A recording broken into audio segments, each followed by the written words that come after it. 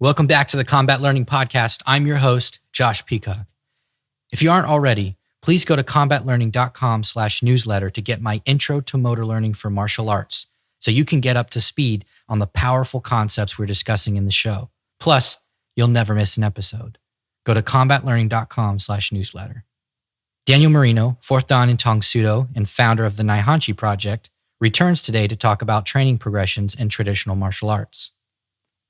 In part 2 of 2, we scrutinize the logic, or lack thereof, behind highly isolated, scripted, and formal exercises that are often strung together as some pertained middle ground between basics or forms practice and free sparring. These intermediary exercises bloat curriculum and delay experience in the most practical learning methods available, sparring and live drilling. As the up-and-coming generation of martial arts masters, we have a responsibility not to pass down these ineffective time wasters to the next generation of martial artists, our students. If you're excited to jump in, hit the subscribe button on your podcatcher now and enjoy the show. Before I toss you into the episode, I'm excited to announce our sponsor, Martial Arts on Rails. Martial Arts on Rails is the easiest and most elegant gym management software you will ever use. I've actually used this myself toward the end of when my martial arts club was open, and I love it. You can sign up new members, have them sign digital waivers, keep in contact with members or warm up leads through automated email and SMS marketing features. You can also let members and visitors book classes straight from your website. You can understand your business at a glance with like really easy to understand reports. They look really nice. You can easily bill clients and set up recurring payments, which I know is a really big deal in martial arts, the martial arts business. Set up promotion requirements, create reference libraries, track rank. And if you need one, there is a beautiful website that's ready out of the box at no additional cost, seamlessly integrated with all the scheduling, booking, marketing, and built in. It has a built-in online pro shop. So go to combatlearning.com/rails right now to get a free trial of the software. And you'll be redirected from that page to the Martial Arts on Rails website where you can sign up. No credit card or cringy sales call required. So go to combatlearning.com/rails. I wanted to circle back to the Naihanchi Project because I'm actually, this has been a wonderful conversation. I could talk about all this stuff forever. Yeah. But this is a podcast about learning. So let's get, I'm intensely interested in how you approach developing the type of, I hate the word drill, but like these liveness drills, these dynamic exercises that you put together with the Naihanchi Project, the one where, and I love it. It's so great. Where you actually have control of kind of the arms and you're moving in for punches. Yep. And you're moving them around, but you're remaining kind of standing and everything's kind of in an attached striking sort of kind of. Sure. I have two questions. The first question is, how do you approach designing those? And the second question is, how early do you start your students on those types of exercises? Yeah, sure. I'd love to talk about it. This is actually the stuff that I'm most passionate about. I feel like our conversation so far, we've really just been kind of talking about like the past, right? About the way, like the training stuff that we inherited and the things that we see in it, which is good to talk about too. But I try to stay fixated on the future. It's like, and I think that's what guys like you and I, is kind of a younger generation. We have an older generation that, and I don't blame them for it, but they're just kind of set in their ways. They like the way that they learn. They like the way that they teach to it. But I think we all have the right to be like, well, what do we want to do in the future? And that's what the Naihanchi Project really is for me. I come from a Tang Sudo background and I love and appreciate it. I'm always going to do it. I'm always going to teach it to some extent. But my exposure to Abernethy and my work with applications for the traditional movements found in the forms is a very, very big part of what I do now. I would say it's easily like 50% of what I do, starting in my own training, my own teaching. And you're really highlighting what you're talking about, a very key part of it, which is that so much of what we do in traditional martial arts are compliant drills. And that's true also of application work. People will take, a sequence found in one of our forms, right? And they'll come up with a compliant drill that explains it. They're like, this is what you're doing here. And I think that's the video you're referring to. I do that too, right? I have drills that kind of map out the traditional karate kata known as Naihanchi, that not map out the whole form, right? So I can explain to my students what the meaning is behind every movement that they're practicing.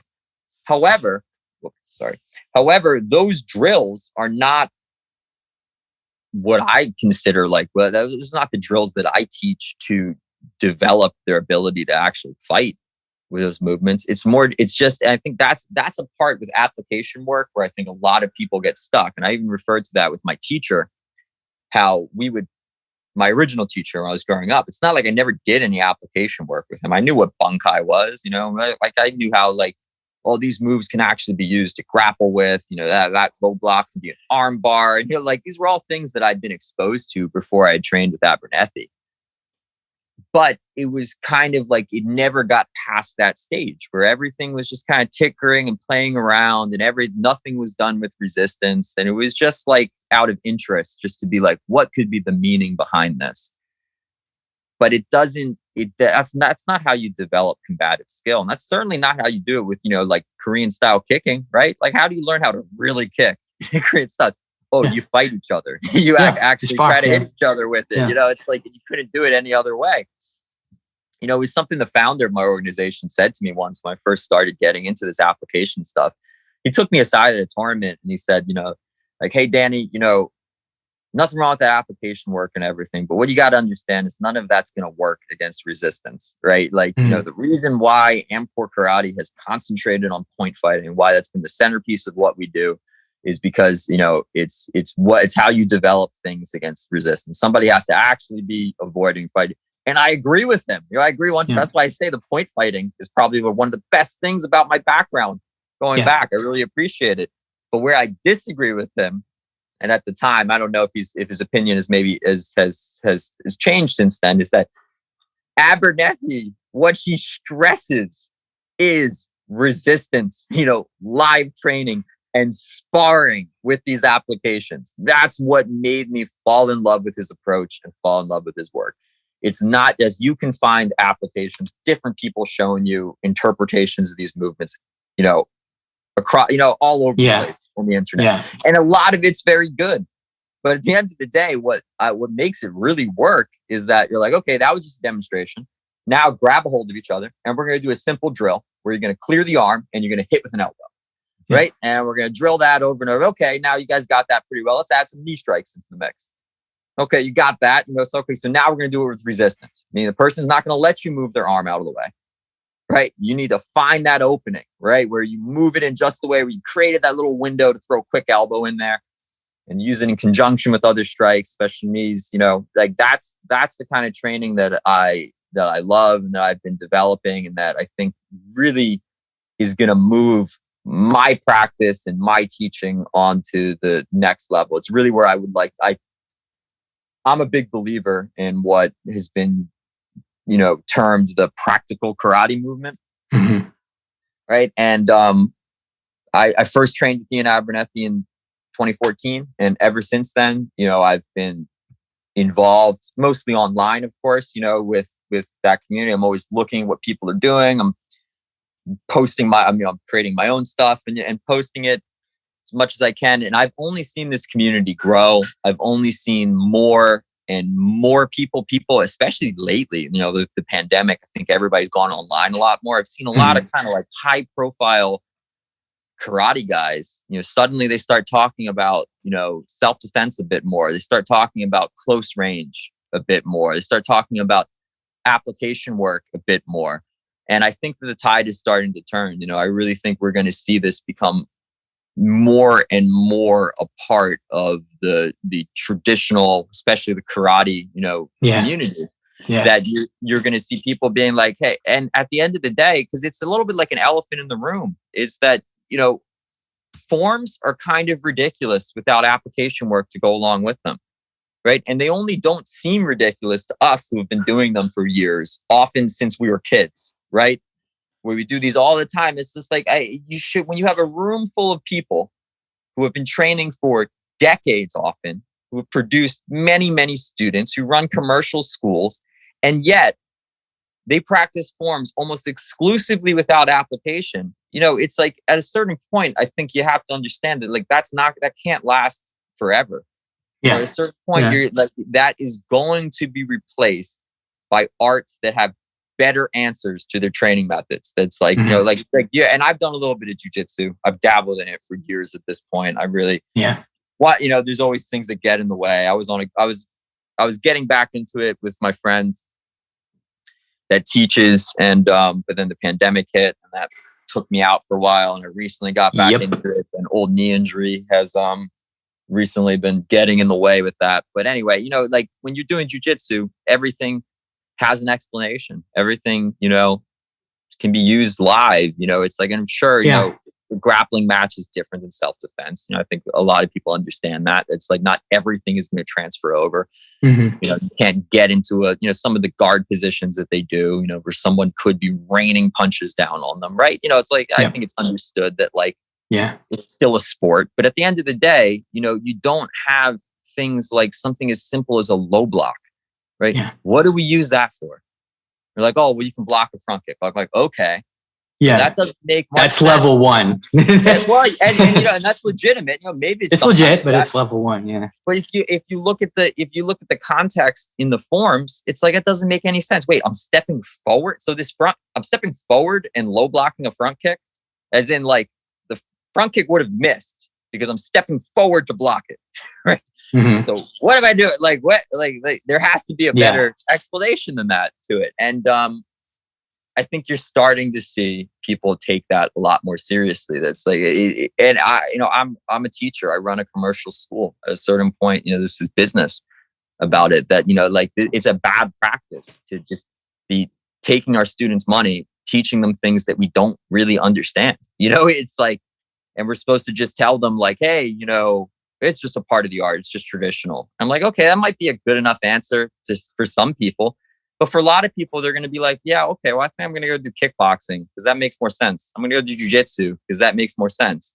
And I don't blame those people, right? Like that makes sense. And that's why I think that, you know, people like you and I, it's like we have a responsibility to move the art forward a little bit. And we need to identify these training methods from the past that we just don't have solid explanations for. And that's everything I've done with the Naihanchi Project. As far as I'm concerned, you know, and I'm always learning and trying to do more and I don't plan on slowing down the Naihanchi Project anytime soon. I don't know what the work I'm going to be doing 6 months from now is going to look like. The work I'm doing now looks a little bit different than it did 6 months ago, you know, but I'm confident that I have an understanding of the movements of Naihanchi and how they apply to a close range, standing grappling context.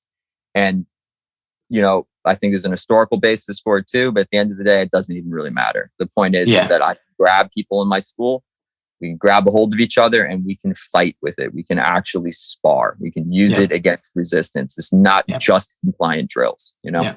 Yeah. That's incredible. I think that's just, it makes me, well, I like forms. I hate them as personally, and I know you don't agree with this, that's okay. Personally, I hate them as some sort of pedagogical engine. I don't believe that they fuel your domain-specific knowledge of fighting, even as a karate person, even as a taekwondo person. Sure. That I understand that as a hot statement, and there's a lot of things to disentangle from. I actually don't disagree with that. But I'd love to get into it with you. This is gonna be great. Yeah. I forgot where I was going with that. Now you caught me off guard because you agree. Sorry. No, go ahead. Why? I want to understand why it is. I mean, I'm interviewing. I want to know about your thoughts, right? Sure. People have probably heard my thoughts a lot already on the podcast. So, like, why is it that you agree it's not really? It doesn't really drive the pedagogy of karate. Yeah. I would say that you could throw out the actual kata, the actual hyun, as in like the solo exercise, right? I could throw that out tomorrow and still teach all of the live active drills that I do, right? And my students would be kind of, and that would not affect their ability to learn how to fight with the movements. Does that make sense? You know what I mean? It's kind of like, I appreciate the form in that it gives like a connection to the past, right? I just think it's cool that, it's like the Naihanchi karate kata, known as Naihanchi, it is hundreds of years old, right? I think at least, and once again, I'm not the best with the history, but it's one of the oldest. They don't really know where it's exactly. From, It's at least 150 years old. Like that's even, that's like I think the very like the youngest estimate that I've heard from people whose opinions I trust with the history. They said like at the very least it's 150 years old. It's probably far older, and it's about what you take the statements from these masters. It's probably I think it's probably most people said it came from China, but it was no longer practiced there. And you hear a lot of stories like that. I always take that with a large grain of salt. Yeah. But anyway, I think it's cool that we have these series of movements, right, that come to us from the past. We don't know who created Naihanchi. We don't even know what the name Naihanchi means.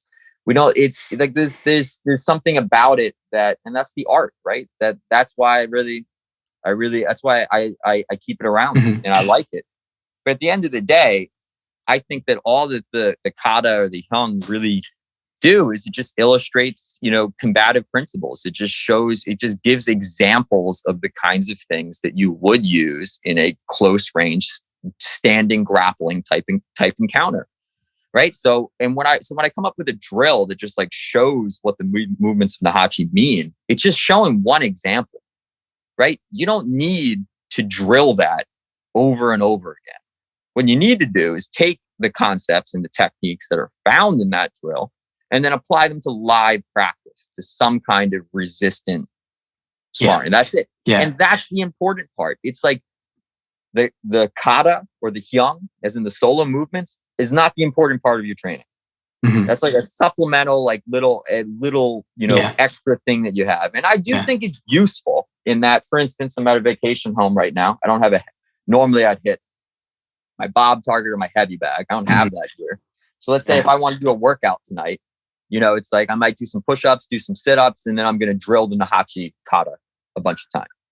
In my opinion, that's what it's actually useful for. It's like a little solo exercise. And historically, when you go back to like pre-modern, to Okinawa, the pre-modern society when this actually came from, when people maybe had to travel around, like by foot to go train with each other. Maybe your teacher lived, over. It's like you weren't training with each other every single day. It was kind of like maybe, there were periods of time where like you had to train on your own. Had a makiwara maybe in your backyard.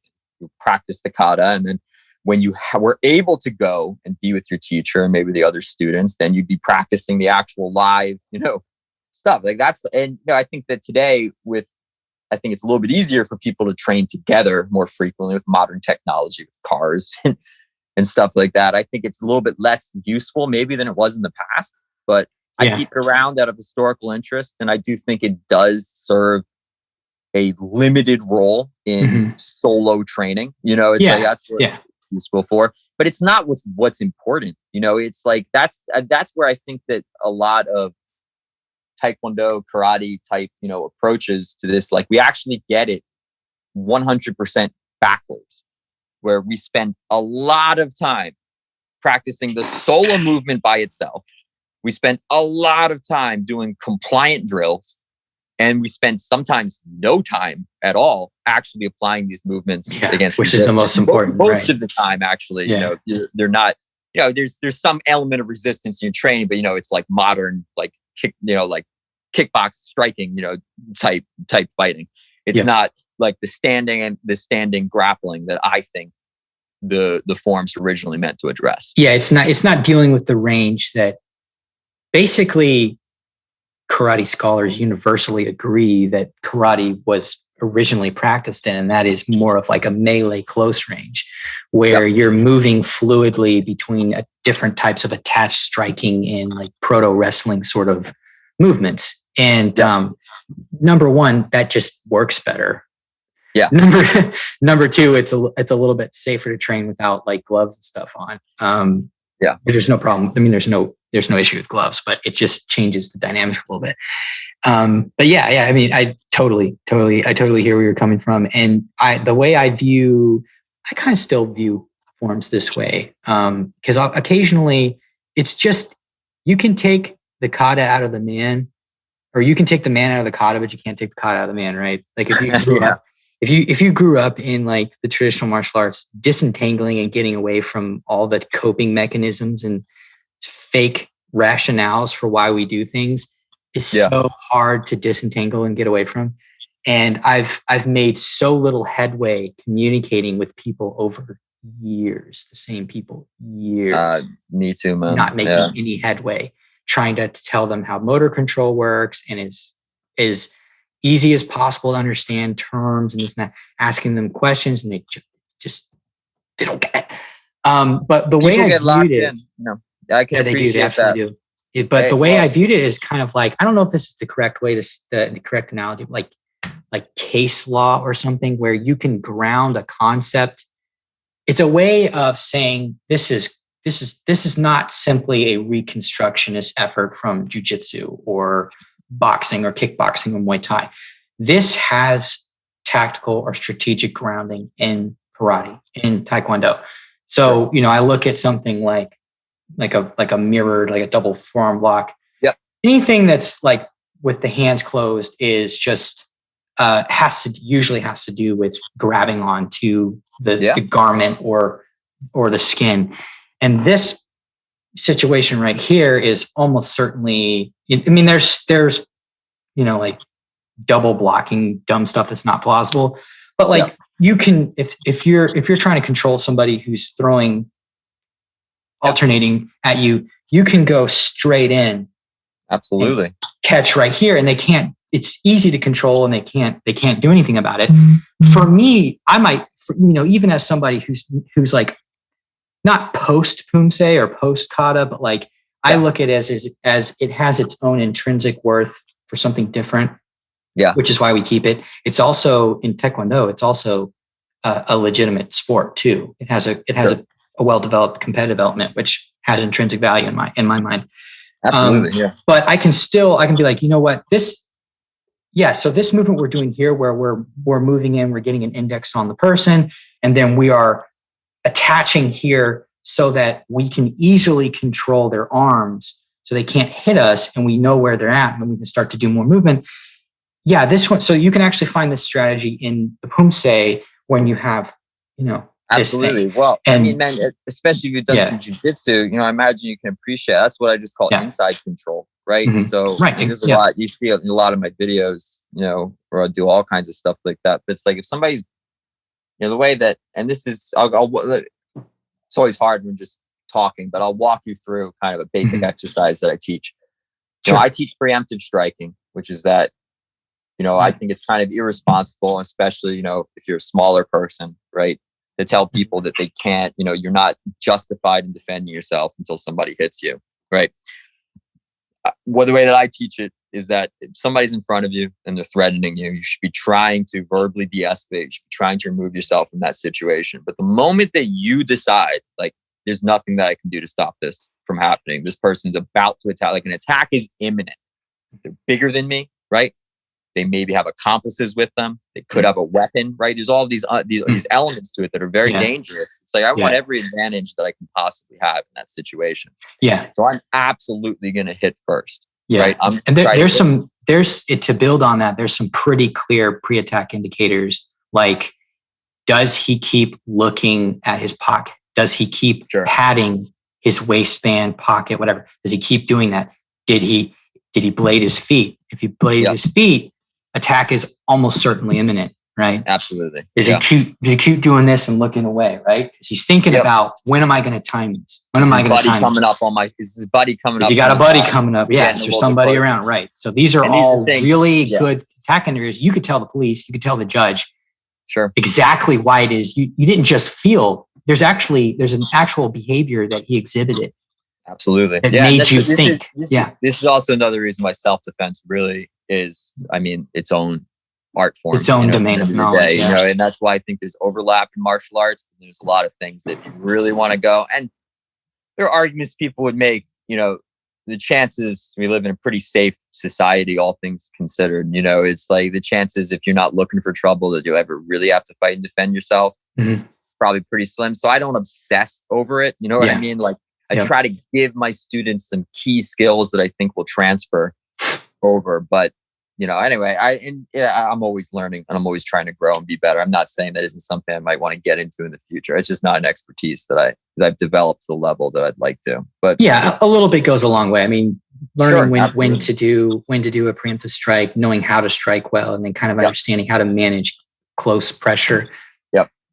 That's of the 1% chance you have of getting in a fight, that's going to handle 90% of those fights that you get into. Most of them are like social type of violence situation. Yeah. And they're not like somebody jumping out of an alleyway with a knife or something like that. Sure. Yeah. I mean, exactly. That's kind of a fantasy scenario we all imagine, but it's not really all that. That's not that almost never happens. I think it happened in Charlotte. Like one time this guy wrapped up a couple, he came out with a knife, like 6 years ago with a knife and like made them take half their clothes off or something and then tied them up and left them. I have no idea what it was about. Sure. I'm sure it was really scary, but that stuff doesn't happen very often at all. So it's, doesn't happen very often at all. And it's also, you know, there's also, I think, a large amount that you can mitigate that risk by just not being there. You know, they were out super late. They like came out of the club at like 2 a.m. Yeah, exactly. Yeah. Not, you know, almost always you have it's not like a random mugging. There's some connection that you have to this person before that kind of incident happens. You never form that connection, you know? But anyway, just to walk you through it, that I teach to strike preemptively, right? So you start in there and to follow up, right? With wherever you hit. But if that doesn't work, what's the person likely to do? Right? A couple of different things, right?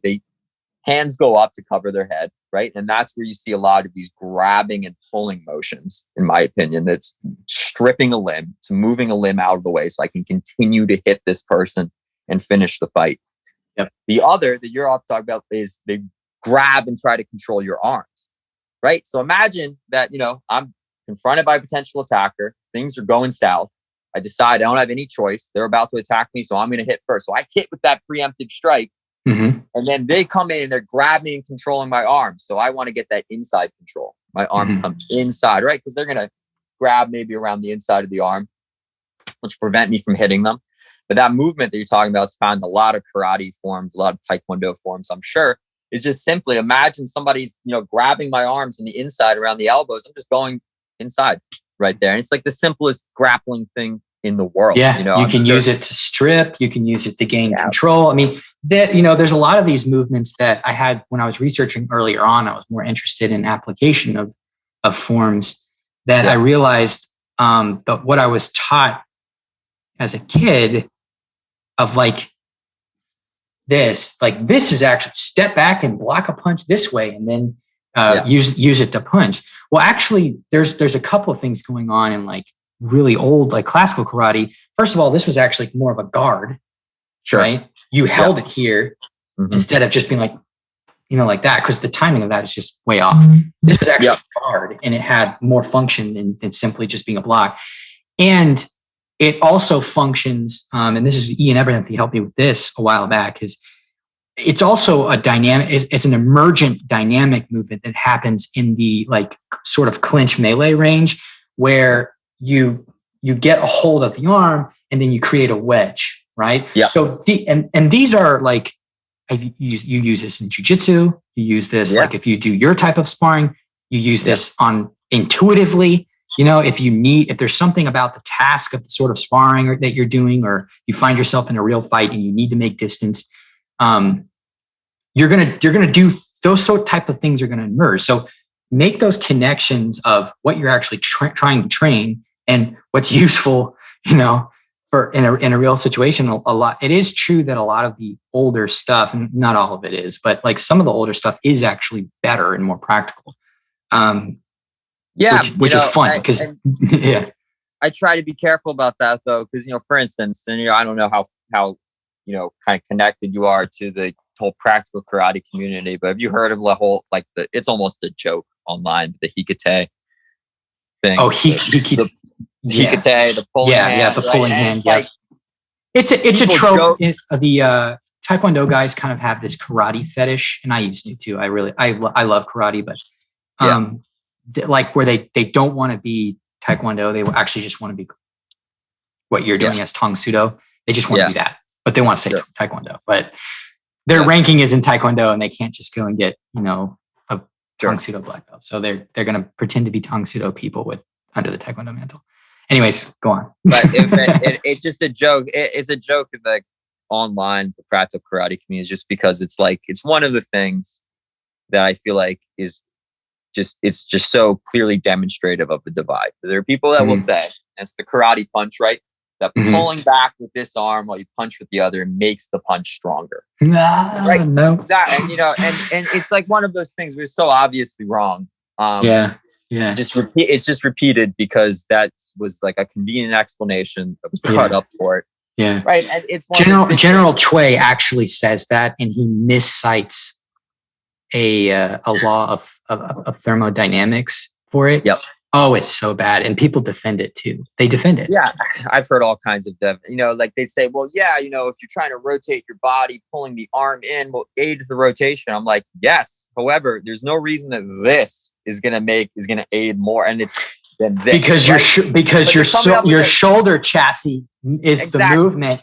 This is a separate movement than this, right? Your shoulder chassis, I call it I don't know what chassis, whatever.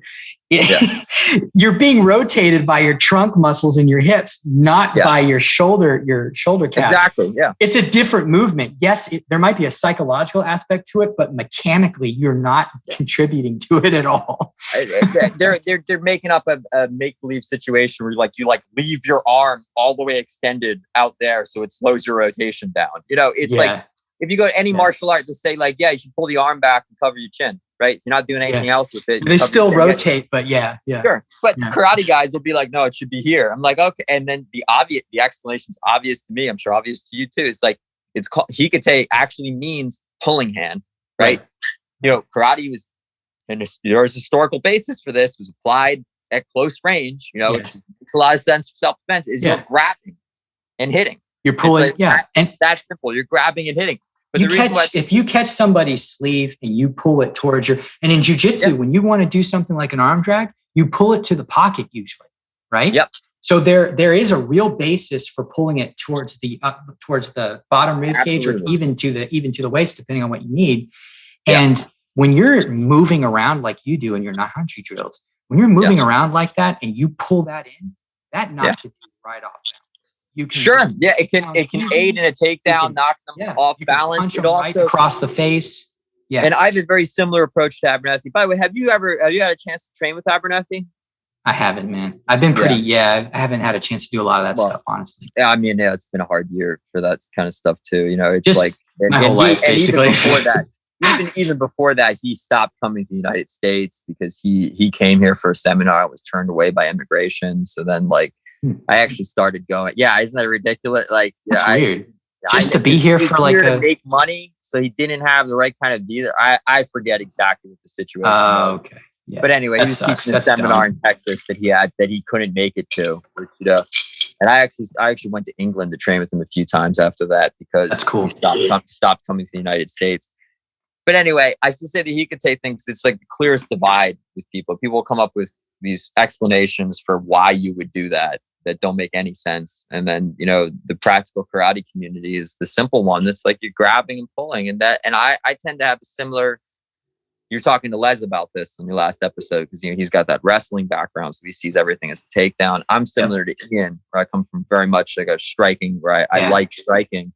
I see it as limb control, as in, what, and the term in karate, old school karate, is called mio tode, which translates to husband and wife hands. And it's just the idea that the hands should always be working together. When you fight at longer range, right, it makes sense that you're hitting with one hand, the other one's just kept up as guard, right? Because you have that space between you. When you're in closer, that there's some kind of gripping going on. It's the idea, you're never going to have this hand just protecting your head, because I'm controlling, one of their limbs with my arm while I'm trying to hit them with my other arm or my knee or execute a takedown or something like that. So you see this, and it just suddenly makes karate makes so much more sense. It's just like, oh, why aren't we keeping our guards up when we punch? Because you're not punching from close up like that. You're up close, you're grabbing a hold of someone and and hitting them with your other arm. And that's what I'm sure that's the drill that you're thinking of. Naihanchi is a big part of the one I demonstrated in the video I did about static versus live drilling. Mm-hmm. That, Naihanchi has this movement where where your hand is out straight, right? Like that. And for me, that's grabbing the head, right? And then the arm is pulling back. So it's just putting the arm out of the way. So I'm controlling their head, and then it comes up next. We have that elbow, right, coming in. And then next in the form, the arm actually pulls down in like a low block. And I just see it all as gripping, right? That I'm in close, grabbing the person. So I'm grabbing their arm, I'm pulling it out of the way, and I'm bashing their head with my elbow. And it's like, if that doesn't work, maybe I grab their arm and I pull it down, like more to their side. And then the next movement is a hook punch coming up. It just makes sense that, and to me personally, like Les was talking about how, you tend to see, and it's maybe what makes them like an art and makes it something that's kind of cool about the forms, is that you tend to see in them what you already have, right? So Les is a guy who likes takedowns. He sees takedowns everywhere in the forms.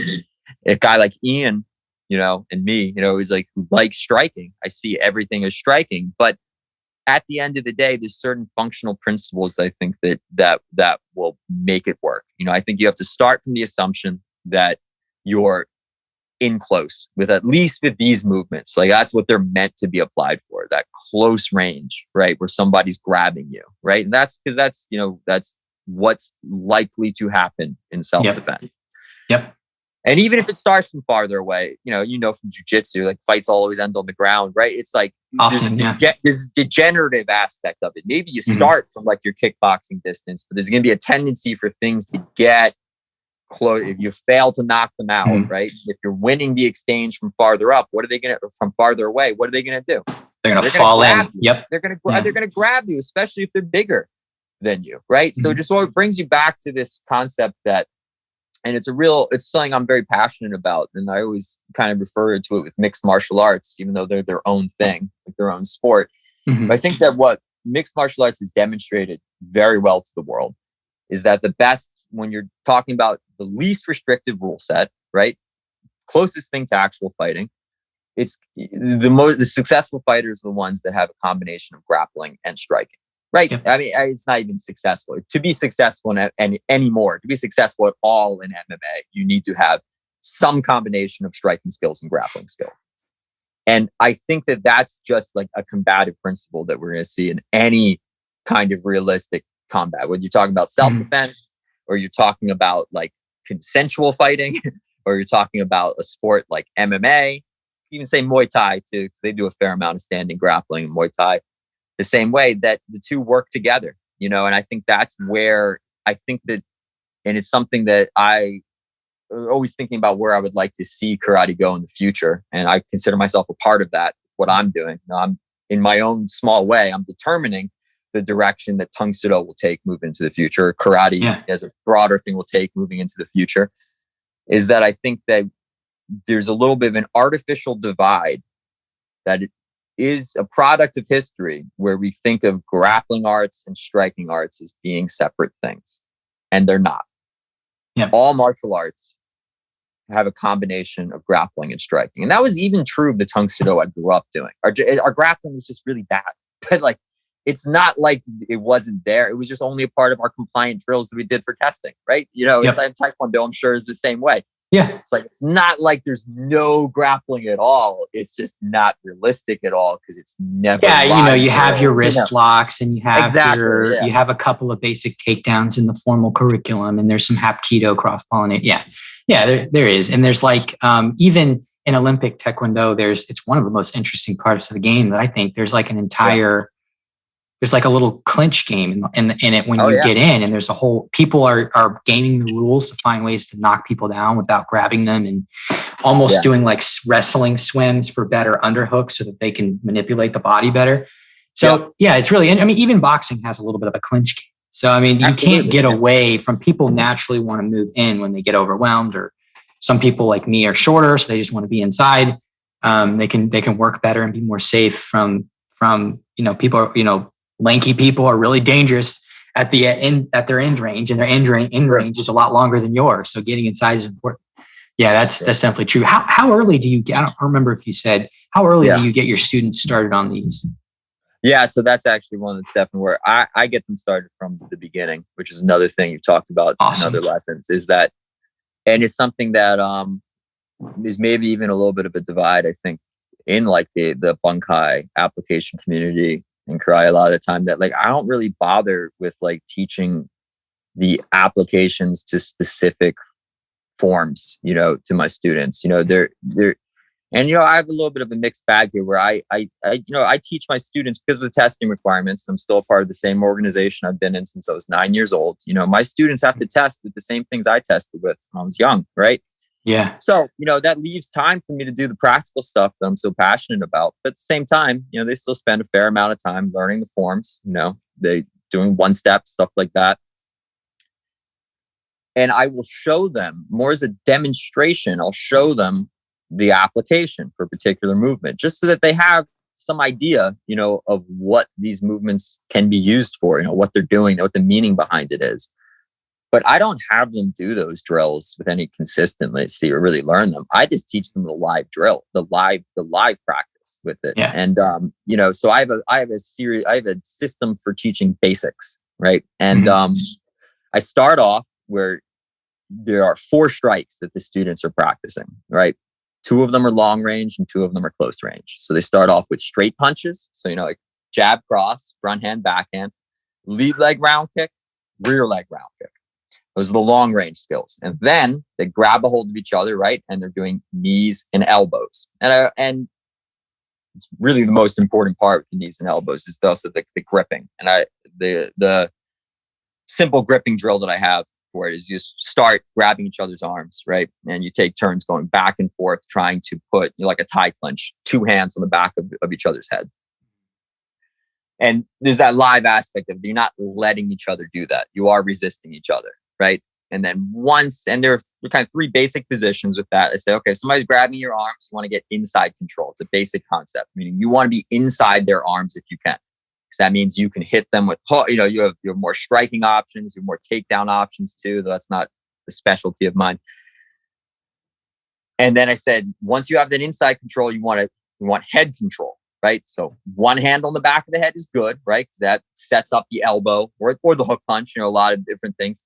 2 hands on the back of the head is even better, because then, you can break their posture a little bit. You can hit them with knees. You can still hit with those elbows coming in, something like that. But that's what I start with all of this, except for my very young students, like anybody who's in my teen and adult class, like that, when they're white belts, they're doing those drills. And the cool part about it is the application work is already put in there. It's like they're already learning what your ready hand, pulling hand is for. They're already learning what these postures can be used. They're already learning basic gripping, basic limb control, close range striking, and everything like that. So that when I go back and I show them like a specific application, be like, oh, this part of Naihanchi, that's what I interpret this as. It makes a lot of sense to them, but it makes sense to them because they live drill it. And I think that the divide that I was talking about was that there's this idea that you get in the application community that the compliant drills are for beginners because it's easy for them to learn what to do. Mm-hmm. And I actually don't agree with that at all, because they actually struggle with it a lot. It's actually kind of hard to learn like this specific drill that's related to the form. Mm-hmm. It's really hard for them. What's actually a lot easier for them to pick up, and I think it's just more intuitive, is low intensity live drilling.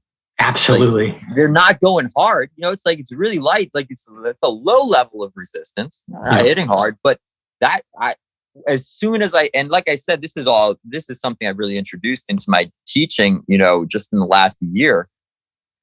And I just saw a complete change in my students, where for the longest time, I felt that I had a certain amount of ability with like the standing grappling that Abernethy does and that I see in the forms, because I invested a lot of time in it. I went to like a dozen of his seminars, as many as I could, trained with as many people as would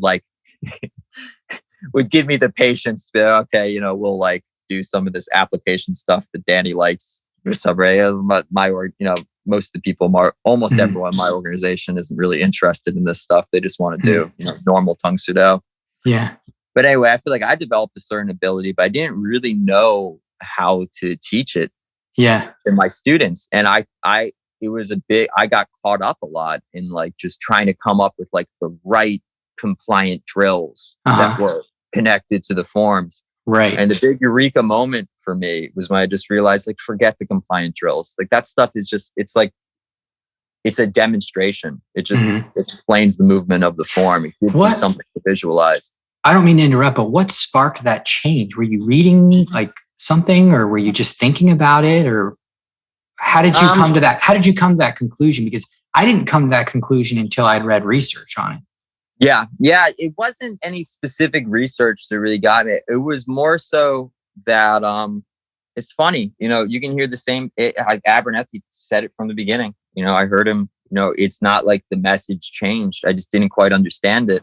Yeah, and it was a simple drill. I actually saw another guy, a guy who I met at one of Abernethy's seminars. His name is Andy Allen. His page is called Applied Shotokan.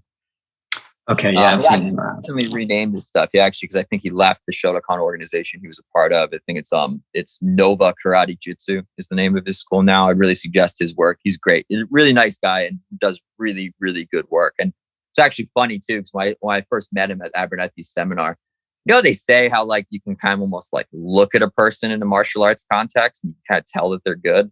Oh yeah, by how they carry themselves in the fluidity of their movement. Yeah.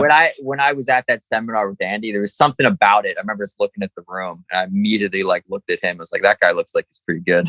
But anyway, yeah, this dude, funny, the way his feet glide across the floor. Yeah, this guy. Something about it. This guy can kill me at 10 paces. Yeah, it's funny because when I first met him too, he was just getting into this stuff. So like his background was like typical Shotokan, but like I could tell that he was good at typical Shotokan, and I think that that's important. I think that it's something I really appreciate from my teacher, that he gave me a very solid foundation to work from. Like my background was kind of typical tongue sudo, but it was good typical tongue sudo. I think that enabled me to pick things up quickly. But I've been doing this for 20 years. It's one of those things that the things that I was able to pick up quickly and kind of learn intuitively, my students couldn't. You know what I mean? And it was when the pandemic first hit, spent 3 months teaching only on Zoom. And I was just watching a lot of videos. I was reading a lot of books at that time. I kind of tried to make the most productive use of the time possible. And I kind of came out of that with some ideas. So I live in Pennsylvania. My school was shut down from mid-March until June, right? Reopened in June with some restrictions in place, of course. And most of my students still training on Zoom, but I had some students coming to school with me. And during that 2.5 month period when I was kind of researching a lot, I was reading a lot, watching a lot of people's videos. I was watching a lot of Ian's old stuff because it's funny. I just trained with him. I stopped watching his videos as much when I started attending his seminars more, because I kind of felt like I had a direct. Yeah. I kind of came out of that with some ideas where I was just kind of like, okay, I want to try this out. It's funny when you're running a school that in the day to day, it's like, I got to get my students ready for testing. Oh, I really want to improve this technique. I feel like you don't always have time to think big picture stuff because you're so focused on the lesson immediate. Planning is it's always right in front of your face. Yeah. Yeah, exactly. But I, when a forced 3 month break like that, I kind of had a chance to think about some more big picture stuff, to address some issues that I knew were there. That it was like, hey, I want to do good application work, but I'm the only one that can do it. It's like I can't. I'm having trouble teaching my students to do it. But honestly, what helped me more than anything else was just dropping the idea entirely that compliant drills were for beginners and that live drilling was for more advanced students. I think that that's backwards. I think compliant drills are more for demonstration than anything else. That's the way that I see it now. And live drilling is what you should be doing all the time. You know, it's kind of like from the moment, and there's a continuity to it too that I think is really great. Like my white belts and my black belts do the same thing.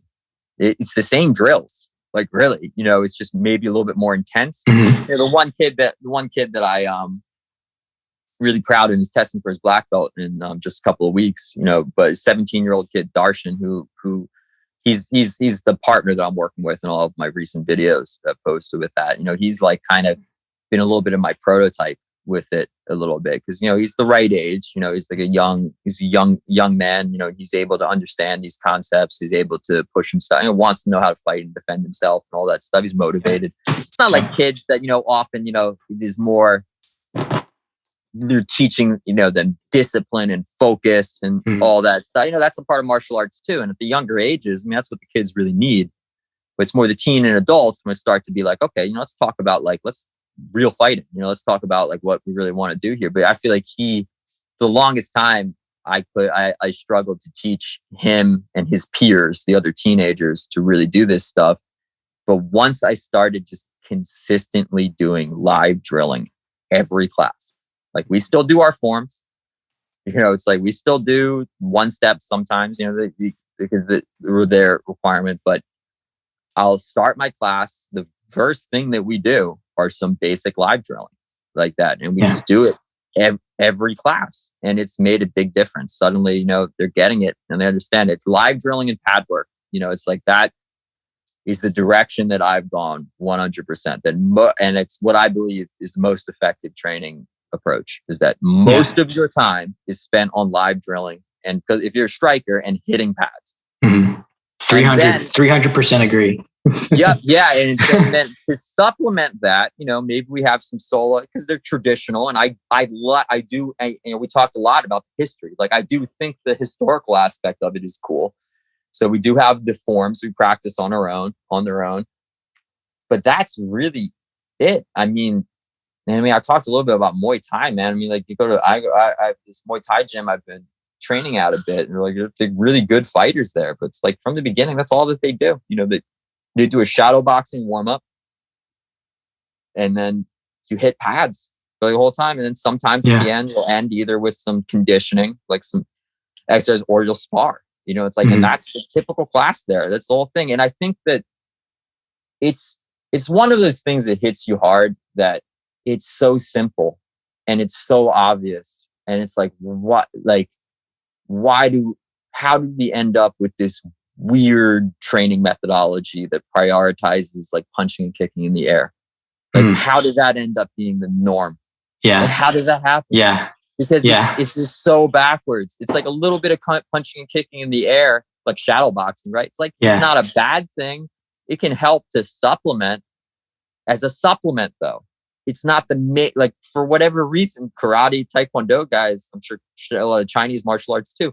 It's like, that's the main thing that you do. You line up and everyone does it in the air. And then, and my rationale used to be, they're going to develop bad habits on the bag. So they got to do it in the air first. Yeah.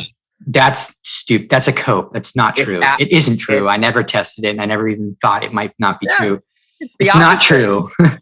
And it's not good for your joints. And people say, well, you know, Kime, whatever. But Les Puga, he was like, even proper Kime isn't good for your joints. Yeah. Because you have to generate force and then stop it really quick. And that's tough on your joints. And then here's the other thing. The research on what's called an external focus of attention, and this goes back to like motor control, is unanimous, like gravity level scientific proof that an external target that you have to, you know, organize toward creates far more accurate, effective, efficient movement than imagining something and doing it in the air. Yeah. Especially with kids, right? And like with the ecological and the dynamical system, all that kind of stuff. So there's this idea that humans are, there's a great degree of self-organization that goes into motor control. So when I give you a task constraint, like one of your Naihanchi drills, right? and you understand where the target areas are, and what the rules of engagement are, the affordances, that is the opportunities to move and attack present themselves as you practice it. You're going to make mistakes. The more mistakes you make starting out, the less you'll make later, because you'll understand what is a false cue to move and what is a genuine cue to move. And when you have even a target to organize towards, the quality of the kick will immediately be so much better. And if you just let them kick with minimal feedback, they're going to start self-correcting fairly quickly, instead of hitting them with this endless torrent of just minute feedback on someone kicking in the air about their knee angle and when they're letting go, the unhitching the chamber and rechambering and how far away the heel is from the butt and curling of the toes and pushing out the that just this end. And that's terrible for motivation. It's terrible for learning. It's terrible for transfer and retention. Yep. If you just get a target and move around a little bit, and one of my friends does this with his people when they first start out, you immediately, in my opinion, and you're doing this too, and you agree, and I'm super happy to hear that, and I hope more people move towards this. Yeah. Just get people organizing towards an external target they can actually hit, so they understand, they genuinely understand targeting, and then move around a little bit. Yeah. So they have to follow you. So they start to learn to kick in the context of dynamics, right? Moving. Yeah. It's different when you're doing basics from your one stance, right? Yep.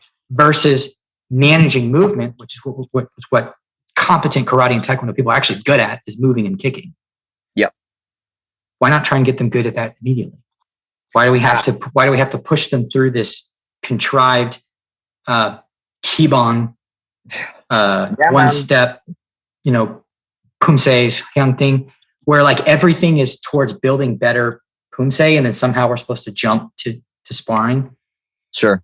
Hey, Matt, obviously we're on the same page here. It's one of those things where it's like seeing the glitch in the matrix. And that's why I always go back to them. It's like, and why I guess the history kind of fascinates me is it's like, how did it end up that, like, honestly, like the worst way probably to learn how to hit something is to practice not hitting something with a movement that's similar, right? Yeah. How did that end up just being what's normal? Like how did, and that's the historic, that's what they say. The karate went from being, like this local indigenous art to an island with not that many people to Funakoshi, Gichin Funakoshi, the father of modern karate, the founder of Shotokan, having literally thousands of students in Tokyo. Yeah, where he was teaching like there were you can see the pictures of it, like a room of like literally like more like 100 people training in a room together. Yeah, that's like military mass training convention. Yeah. That's where that comes from, right? That's a market that period of time, like Enko Tosu and Gichin Funakoshi, the basic karate pedagogy was changed significantly from a few people that trained more individually to masses of children and college kids and adults. Yeah, absolutely. And how else do you check people's technique? Well, it's easy to put them in the line and watch what they're doing. There's also this idea that, they were trying to promote karate much more as a method, or like as a exercise, as like for health. Yeah. Like even to the point that like they want, and this is where I'm always trying to learn more and to have a better grasp of the history. Mm-hmm. But that's the way that it appears to me, that it almost seems like it might have been deliberate. Like they deliberately made karate less functional, less useful for fighting, because they wanted to promote it as this like aesthetic art that would make better recruits for the imperial military. Honestly, yes. I mean, there were writing people that would say that. And they understood these people, like that, they weren't punching and kicking on the battlefield. It's like, how is this going to help create better recruits to the imperial military? Yeah. Oh, well, it's going to teach them, make them discipline. Tough. Yeah. Make them tough, teach them discipline, teach them rank and file, teach them to obey authority without question.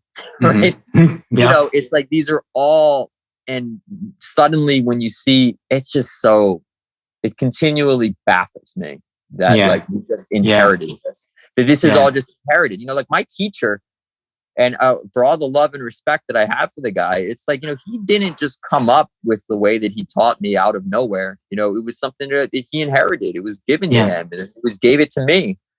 And there's just so many steps on that ladder of people, I feel like, not really critically analyzing what they're doing. They just take certain things for granted. And I don't, you know, to give you like a generational thing, because you and I are the same age, right? It's like between me and my teacher, I feel like my original teacher, you know,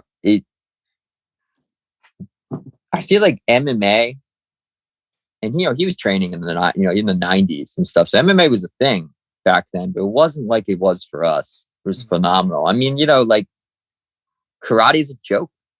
You know, it's like Taekwondo is a joke. People look at it, they're like, oh yeah, that's, you know, cute and all, but that's not real fighting. That's for kids. Kids do that so they get confidence. And the thing that, like, and for the longest time, I was like, oh, you just haven't met someone who's really good. And there's some truth to that. As in, like, it doesn't mean there aren't people. There absolutely are in karate and Taekwondo that can fight and really can, even though they have this bizarre, weird training methodology.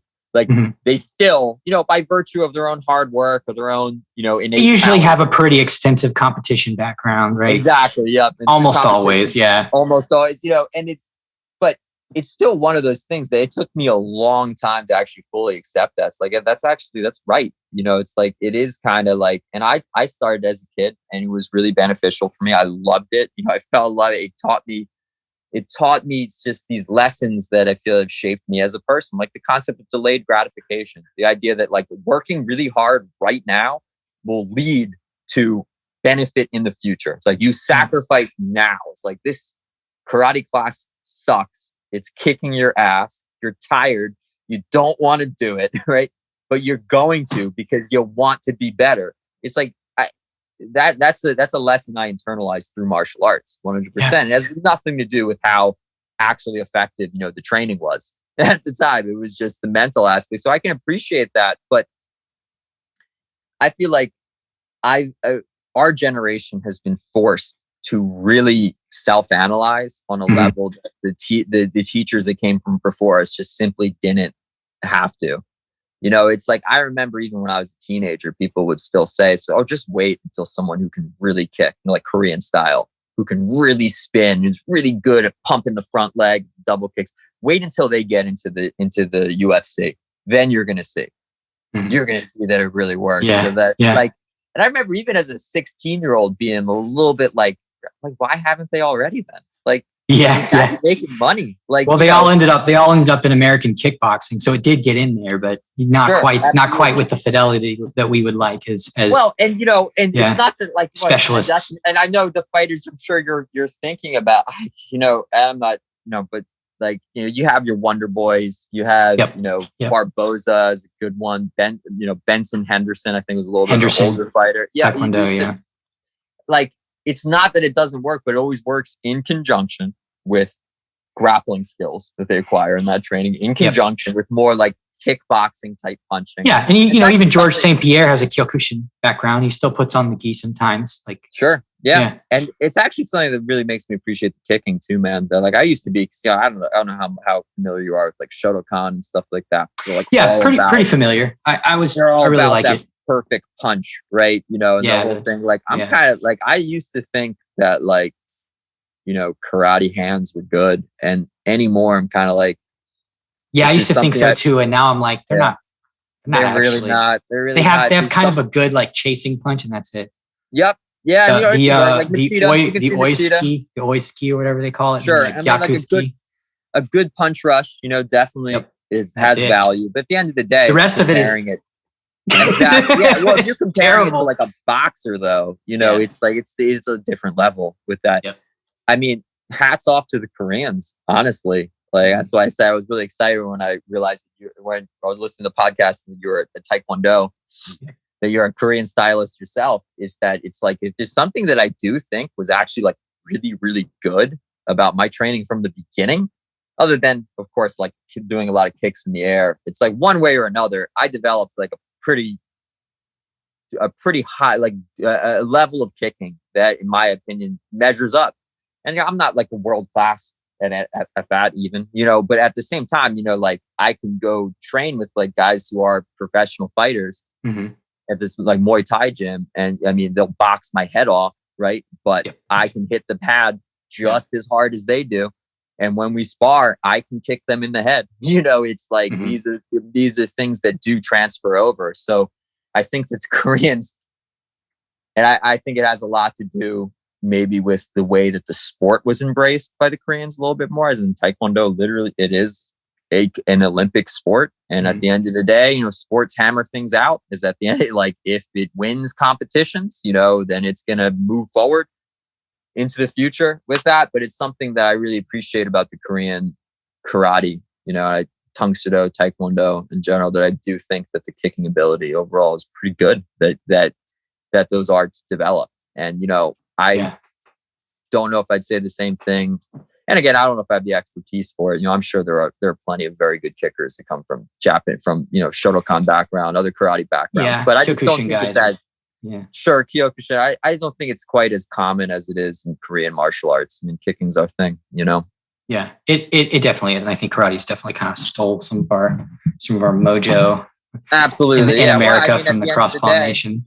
Yeah, I mean, we all train together, right? I mean, if you watch like the Olympic karate they're doing now, where suddenly hook kicks are everywhere. It's just like, even when I was like a teenager, I remember in my training, like I remember that being, because my teacher did Shotokan, I was part of. It's not like the hook kick was something that wasn't known, but it was uncommon. Yeah, it was uncommon, and also the way that in like the KWF, Olympic style point karate they're doing now. I mean, they're like pumping the front leg and doing all this kicking that's familiar to us in the Korean stylists. So it works in that context.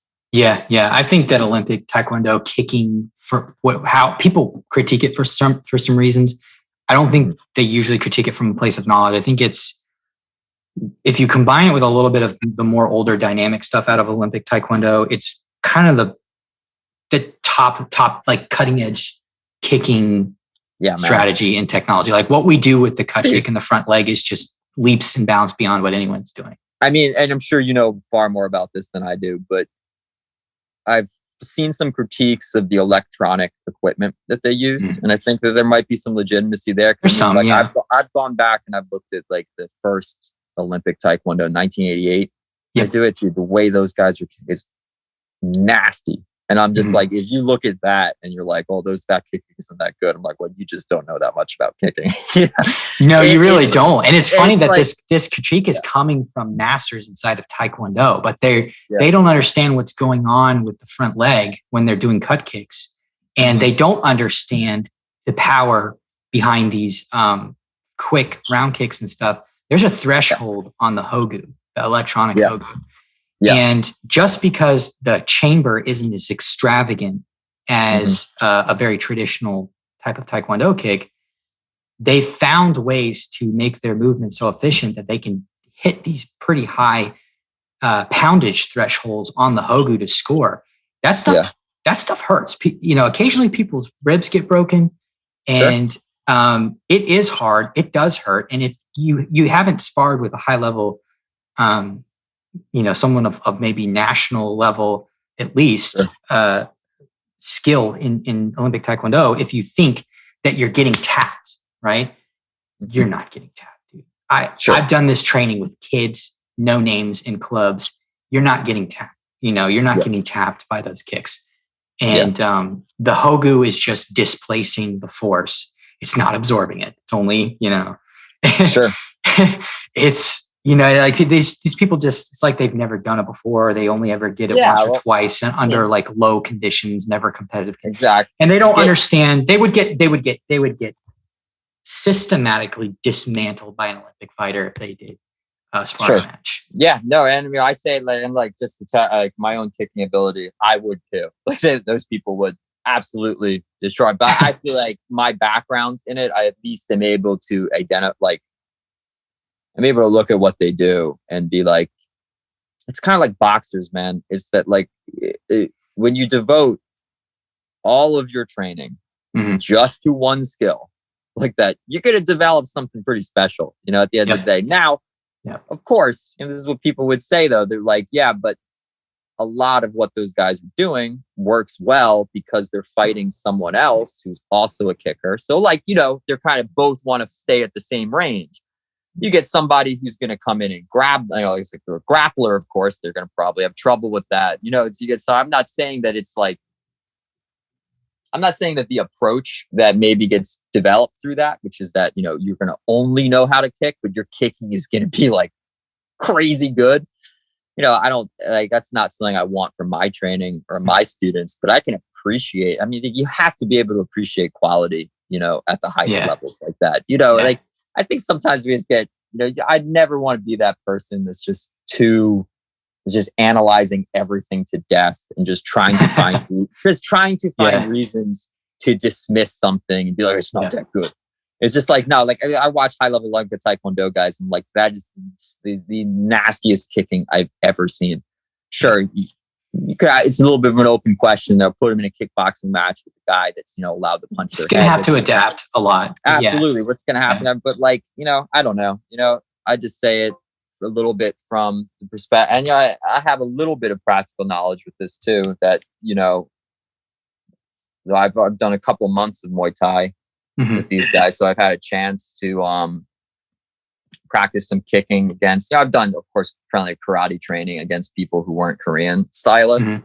So I've always kind of known that like the kicking is a little bit different and effective for what we do. But it was cool to be practicing with guys who also know boxing and to see that kicking still measure up. And it's kind of like, of course it does. It's like at the end of the day, and I say that with full humility, as in like I don't want to misrepresent here. Like this gym that I go to, I'm a lifelong martial artist. I'm 30 years old. I consider myself kind of at my prime. And I was training with 16-year-olds that would beat the crap out of me, and it's humbling, it's good and it made me understand my own background a little bit better. It's like, man, like a lot of what I've done is nothing really to do with fighting. It's the art, like how many hours of my training have I spent just drilling forms?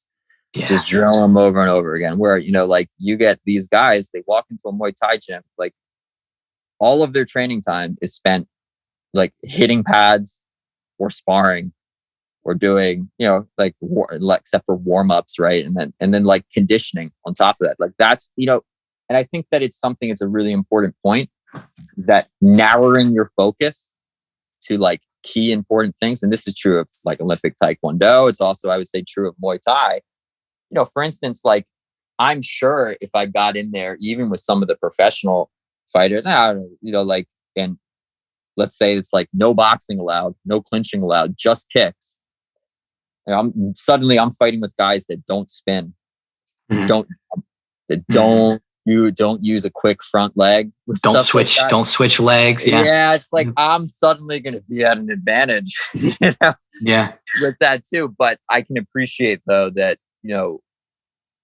I think that a lot of traditional martial arts, you end up being like a jack of all trades, where it's like, I developed my forms to a pretty high level, and I've done a lot of point fighting, and I've hit the pads a lot, and I've done like you've done like, and I do breaking, and I do one steps, and I do self-defense. But then you go to a Muay Thai gym, it's like, all that I've really done is hit pads and spar. It's like, and I'm surprise, I'm actually a much better fighter than you are, because I've had that narrow focus to my training that, that it's like, it's very specific, And they're in better shape because all they do out is like spar, hit pads, and jump rope.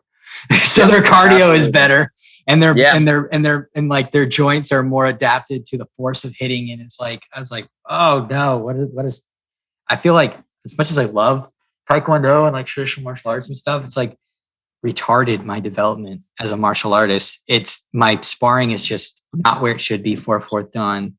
I just spent way too much time doing forms, and there was nobody there.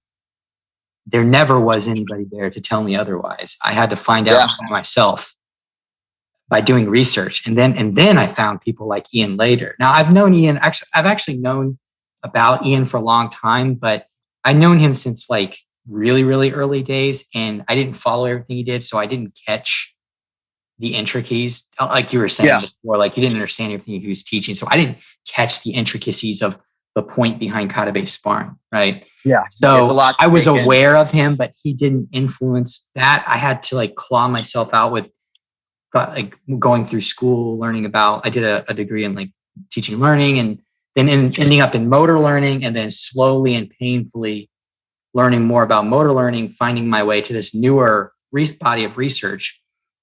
Yeah. Where basically the thesis of this modern research is that almost everything we've done traditionally is wrong for sports, martial arts, just our approach to learning in general is artificial and not in accordance with the general natural human learning process. So it's definitely been a journey. I hope that our generation, I guess millennials for the most part, can act as I don't know what to call it, kind of a cutoff point. Like Ian's generation is kind of a bridge. Yep. Where they were like beginning to break through the roof of tradition. And then we're like shedding the stuff that, and like actually setting the framework for future generations. Yeah. We're actually giving something more tangible, like a framework for people to work with that's practical and actually has specific scientific basis, and not just, more like platitudes, like, well, you train, you fight how you train. If you don't fight live, you're not, which is a perfectly good statement, but it doesn't explain why it's important. It doesn't understand the dynamics. Yeah. Yeah, man. And I'm right there with you that I actually feel exactly the same, and that I feel that I'm a competent martial artist, but I feel that the more that I learn, the more that I see the deficiencies and like I never want to be critical of my teacher specifically, or even my organization, because these things are bigger than individual schools, individual teachers. And like, this is just, it's like a cultural thing. It's like, it's just this is just the way karate has been done. We all inherited it, it's a business model now, which is, this is an insight I had recently. Yeah. It's easy to teach this way. Mm-hmm. So people kind of get lazy and curmudgeonly as martial artists, their waist grows, but they still put the gi on. And it's easier to do. It's easier to teach. It's historical. It's easier to teach. It's easier to systemize to your instructor, so you don't have to teach as much. And it's easy to run a business model through. The next tier of stuff is extra money.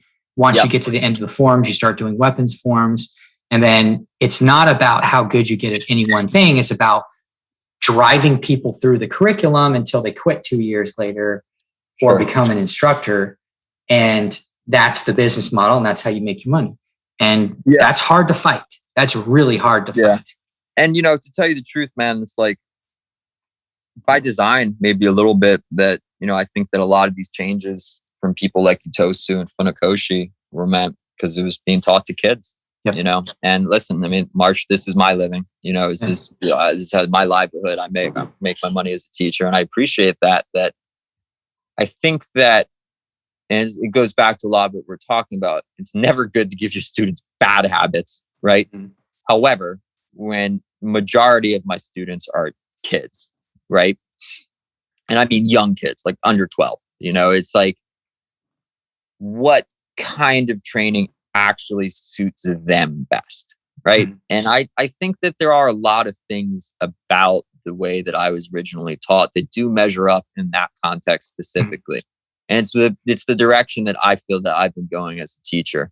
It's that for the young kids, I teach them not the same, but very similarly to the way that I was taught growing up. But I think that there needs to be a change at the teen and adult years. And that's when you have to, I think it's my responsibility as a teacher to be better for my students in that way, but actually understand how fighting and self-defense work, and actually be, teaching them skills that are going to transfer over to stuff like that. There's nothing wrong, at least my view, with, teaching like young kids. That's just like, hey, this is mostly about you learning how to focus, how to have good discipline, how to work hard. And the physical skills that I'm teaching you are all that they're doing is setting a foundation, right? That we're going to build upon later on if you decide to continue training with me as an adult. As a teenager, an adult, as a young adult. moving forward. That's, I think, the direction that I've very much been going. And I think that there's some historical basis for like all these changes that we see. I think that was, where I say, like, how did we end up in this point where most of the training is just forms solo going through? I think that they were put in place by teachers in the past for that specific reason, because it was being taught to young people. It was being taught as exercise. It was being taught as, conditioning. Mm-hmm. And I think that, of course, they didn't get it like right the first time, as in you'd never want to be teaching bad habits to your students. Something that I don't do with any of my students really anymore is a lot of this like air kicking. Yep. I'll have them do slow motion kicking, like using the wall. I wouldn't be surprised if you've done a fair amount of that yourself. Just from the wall. Yeah.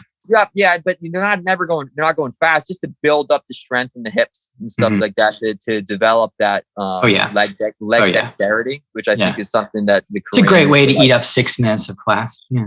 Sure, yeah, and and it strengthens their body in the way that, like, I'm teaching you to move your legs like arms, and I think that's a specific skill that. Oh yeah, for sure. In terms of just like standing in lines and marching down the school and doing all these kicks in the air anymore, as a teacher, I'm like, we should be doing this on a pad. It's like and that's the direction that I've gone. My classes, where it used to be, we would spend so much time doing just things in the air. Now it's like the time that we would spend practicing technique, like in the air, we practice hitting a target with it. And I think it's just such a better way to go. Yeah, with it, definitely. Absolutely. But I agree with you, man, just to fit on your point that, like, I was trying to get this point across, that I try not to get hung up on feeling that, because I don't know, we're both still young and we can determine where we want to go in the future, but I do feel like I have a lot of injuries from like point fighting and stuff, and just years of, I invested a lot of my life in these training methods that I no longer believe in. And it's a bitter pill to swallow, to be like, hey, the point of all of that was figuring out that it's not good and choosing not to give it to the next generation. It's like, that's kind of a bitter pill to swallow, but it's the situation I find myself in. So I'm going to make the best of it. It's like something I'm really passionate about, which I think what you were talking about like being a Brit, the generation before us being kind of a bridge to practical martial arts, and that our generation, if it chooses to, are the ones that are going to change the traditional arts to make them maybe closer to their roots and more practical. It's something I'm really passionate about, that I think that, what I'm doing is not combat sports. I appreciate combat sports. I cross train in it. I think that has a lot to offer. I think that traditional artists should learn from it, take those and the main influence I think you take from it is just like live drilling is everything, right? Like that's what successful athletes do. And then we take that and we bring it back. And because just use my experience at a Muay Thai school, for instance, there are all kinds of people that train there. It's a great gym. I love the place. I love the guy that runs it. The place is called Rami Elite in Philadelphia, and I love the whole community there. I think that I've been really, really happy with the training. Anyone who might be listening to this who's in Philadelphia and looking to get into Muay Thai, Rami Elite is where you want to be. Like, they are a good school to be at. But at the same time, I can't help but feel like, like all athletics, although it can apply to all kinds of people, it's going to be more, I feel like and the majority of the people that are going to want that kind of training are going to be young, fit men that want to fight, want to go after it, That's how we got American kickboxing in the blood and guts karate era. You had a Chuck Norris and Bill Superfoot Wallace, these athletic young men with eclectic martial arts backgrounds. Bill was actually a wrestler and a judoka first. Yep. And then he found his way into kickboxing because of a catastrophic injury to his knee. Yeah. Chuck Norris is trained at whatever he could ever want to train in, he's trained in. Yeah. And all these guys, Skip Mullins and stuff like that, these are all guys from Japanese and Korean martial arts background who wanted to freaking bang it out because they're a bunch of red-blooded Americans. And that's what Americans like to fight. They like to box. They like to wrestle. And so they said, hey, this karate thing's cool. Why don't we do that? And that's where, Joe Louis and all that, that's where kickboxing came from. Sure. So that's how it is. That's the way we are, young men. Now young men these days tend to have a little more education too. And a lot of us are like into the sports science stuff. So I think it is. You're right. It's a good time. It's a good generation where we have more cross training opportunities earlier in our lives. A lot of these guys were already, 25, 30 by the time they were learning, they were cross training. We have way more, with YouTube and all that stuff. We've gone through, maybe it took Chuck Norris 40, 30 years to come to the conclusions he's come to. But for us, by the time we were 25, 30 years old, we were already, because we had that information, right? We had the information, that cross training, we had those perspectives already to consider. Yep. And I felt like it was too long. I wish I had been doing this stuff in my teenage years, but me too, man. Yeah. But you know what? My kids, people I teach, my own family, when I want to get them into martial arts too, when that time comes, and everyone I teach, the next generation, they will have all the optimizations and improvements I've made. They will have, and then they can take that and continue to improve that. Sure. Yeah. And, it's one thing about Ian, and a great idea I was exposed to of his, I wouldn't be surprised if you're familiar with it, is that he said that the advantage that karate has over other arts, I think sometimes, is that it just can apply to such a wide range of people. And that's what I was kind of saying about the Muay Thai gym. I love the place. It's a great place to be. You can train there if you're older, less athletic type person. But I feel that like that kind of training is going to primarily appeal towards young, strong men that want to fight. And martial arts is bigger than that. That's where the self-defense, and from the jiu-jitsu community, you probably can appreciate that a little bit. That, there's a lot of like 45-year-old dudes out there who don't want to be kickboxers and stuff like that, but just want to learn some practical, effective training, right? Mm-hmm. That they can do 3 or 4 hours a week. That's going to, help them to defend themselves and their own, that whole thing. Or, they also just want to stay in shape. They want to be physically active. They want to be a part of a community. Want to be challenged. Yeah. These are all important drivers that lifelong martial art is discount, right? Because we want, as I've gotten older, I actually appreciate these things now. But when I was a kid, I was like, dude, you don't want to do self-defense. You don't want to do kickboxing fights. You just want to challenge yourself. What is that? What is challenging yourself? Now I'm like, actually understand. Yeah, no, the delight of just learning a skill set for the sake of learning a skill set. And then people are 45-year-olds willing to pay a lot of money to challenge himself with a new skill and break a sweat. Yeah, absolutely. And, I think that, it makes me excited to think about the future. And, with like the stuff I'm doing with the Naihanchi Project, when I think about down the line, as I continue to refine my approach and I make it more Sherman, I feel like I really, there's the potential to be able to offer to the community that I'm a part of, to be able to offer a way of training that is rooted in the past with the forms, right? So it has that connection, that cool historical aspect of it. It's practical, meaning, they're learning long and close range skills that will work against, real resistance. It's good for their health. So I'm not going to be, I don't plan to do like the combat sport type thing. I'm not training people for kickboxing matches and stuff. It's like, and I feel that like that's what the traditional martial arts should be, right? That's what I think it can be. That's what I think people like Ian have really done a lot to work towards. And I'm really excited just to be a part of it. I think that, we like, they never want to look at the past and be like, oh man, I wish I'd start doing Muay Thai when I was 16. I wish I'd start doing jiu-jitsu when I was 16. Because it's easy to do that. It's easy to do that. But it's like, hey, you know what? But you know what I got instead? I got a very, very intimate knowledge of what people train martial arts for. The wide variety of reasons for that. And I have a very intimate knowledge of the way that it's been practiced in the past and the deficiencies that have come with that. And I have a very, very good idea of where it can and it should go in the future. It's like, I've devoted my life to pretty much gaining that experience.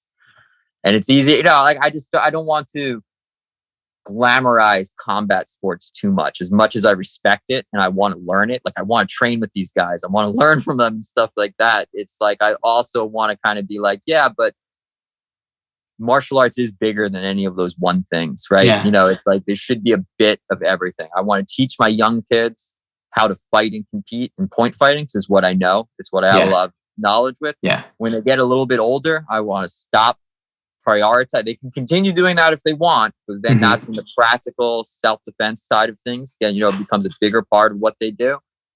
And they keep training. I'm 30 years old. 10 years from now, my body's going to be different. 20 years from now, my body's going to be different. At some point, you know, the training just kind of becomes, hey, man, I'm doing this because it keeps me physically active. Yeah. And, you know, you never know what's going to happen. If I want to be an older guy that can still throw a punch, as in if somebody tries to harm me or somebody I love, I do have some skills that can measure up to it. But at the end of the day, my day-to-day training isn't as much for that as it's just for my health. And, you know, I think that I think people like you and I are in a position where we can develop curriculums like that really serve the greatest number of people, you know? Yeah. And I think people in the generation before us took a lot longer to come to this conclusion. I think that so a lot of them are like 50, 60 years old. And they're like, I just moved now. I just moved to stay in shape now. But they had to naturally get to that state. I'm not at that state yet. You and I are still young. Yeah. So I've come to appreciate that before getting to that position because of the amount of information I've been privy to study and consider and to be able to empathize and understand where people come from. And, you know, we've already rid ourselves of the illusion that everything has to go back to practical self-defense or everything has to go back to combat sports. Sure. I was trapped in both of those. And you know, from listening to a podcast, I'm a huge proponent of combat sports. Yep. There's a lot of reasons why I think it's a driver behind honest training, but I think that point sparring karate and Olympic sparring on an amateur level is a happy medium that is accessible to people and safer to people than contact kickboxing, Muay Thai, you know, submission, you know, MMA and professional submission wrestling. It's like Brazilian jiu-jitsu in that somebody can train for 3 months. A regular adult can go to a white belt division, train with somebody or compete with somebody who's just like them, accomplish something. Yep.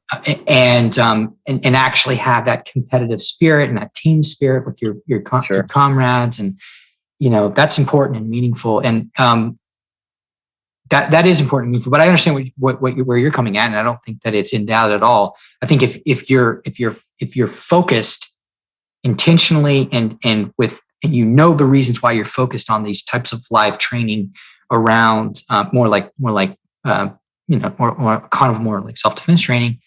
Yeah, that's not a problem because everything is oriented towards that. Getting good at those dynamic exercises. Yep. What the problem that crops up is when you're trying to expand the curriculum, and you have to do everything. You have to be good at the one steps. You have to be good at breaking. You have to be good at the kata. You have to be good at the sparring. And we'll also throw in the kata based sparring too somewhere in there. And we'll get to that, you know, in the last 5 minutes of the class twice a month, right? Yeah, it's too much. And it's too much. It's terrible. Like if you tried to be like a professional educator and put together a lesson plan that isn't oriented, you would get shredded. But this is of course okay in traditional martial arts to have a class that has 80 different things going on. That's the danger. And, you know, I appreciate you saying it because, you know, it's something I need to remind myself of too, that, you know, it's that you can't, and I even said it earlier, you know, it's why one of the things that struck me immediately about Muay Thai was just like, they're very, very focused in what they do. They're doing some things that are very specific. They're not all over the place. Now, I think as a teacher, I guess the way that I see it and where I would like to go is just that there's age differences with that, you know, is all that I would teach the beginners, you know, the young kids, not even beginners, just young kids, because adult beginners would be different, but like in a way more similar to the way I was originally taught. Yeah. And then from there, but, you know, and you bring up a really good point though, that they're just things that need to be dropped, as in, and I've run into this, you know, myself, to be perfectly honest with you. It's that when I still teach one steps because they're required for self-defense. I'm sorry, required for testing for my students, that's time I need to take. Yep. And to be perfectly honest, the approach I've kind of taken is I just don't really worry too much about them being like very good at it. I kind of just teach it as a requirement. And I kind of do the same thing with the forms, the way that I used to obsess over the minutia, every movement being perfect. Yep. Now I kind of just teach it as like, hey, this is a part of what we do. I'm like, all right, that's over with. Let's get to the live stuff. So my typical like 60-minute class, is like a 10-minute warm up, right? And then I go straight to the live drilling.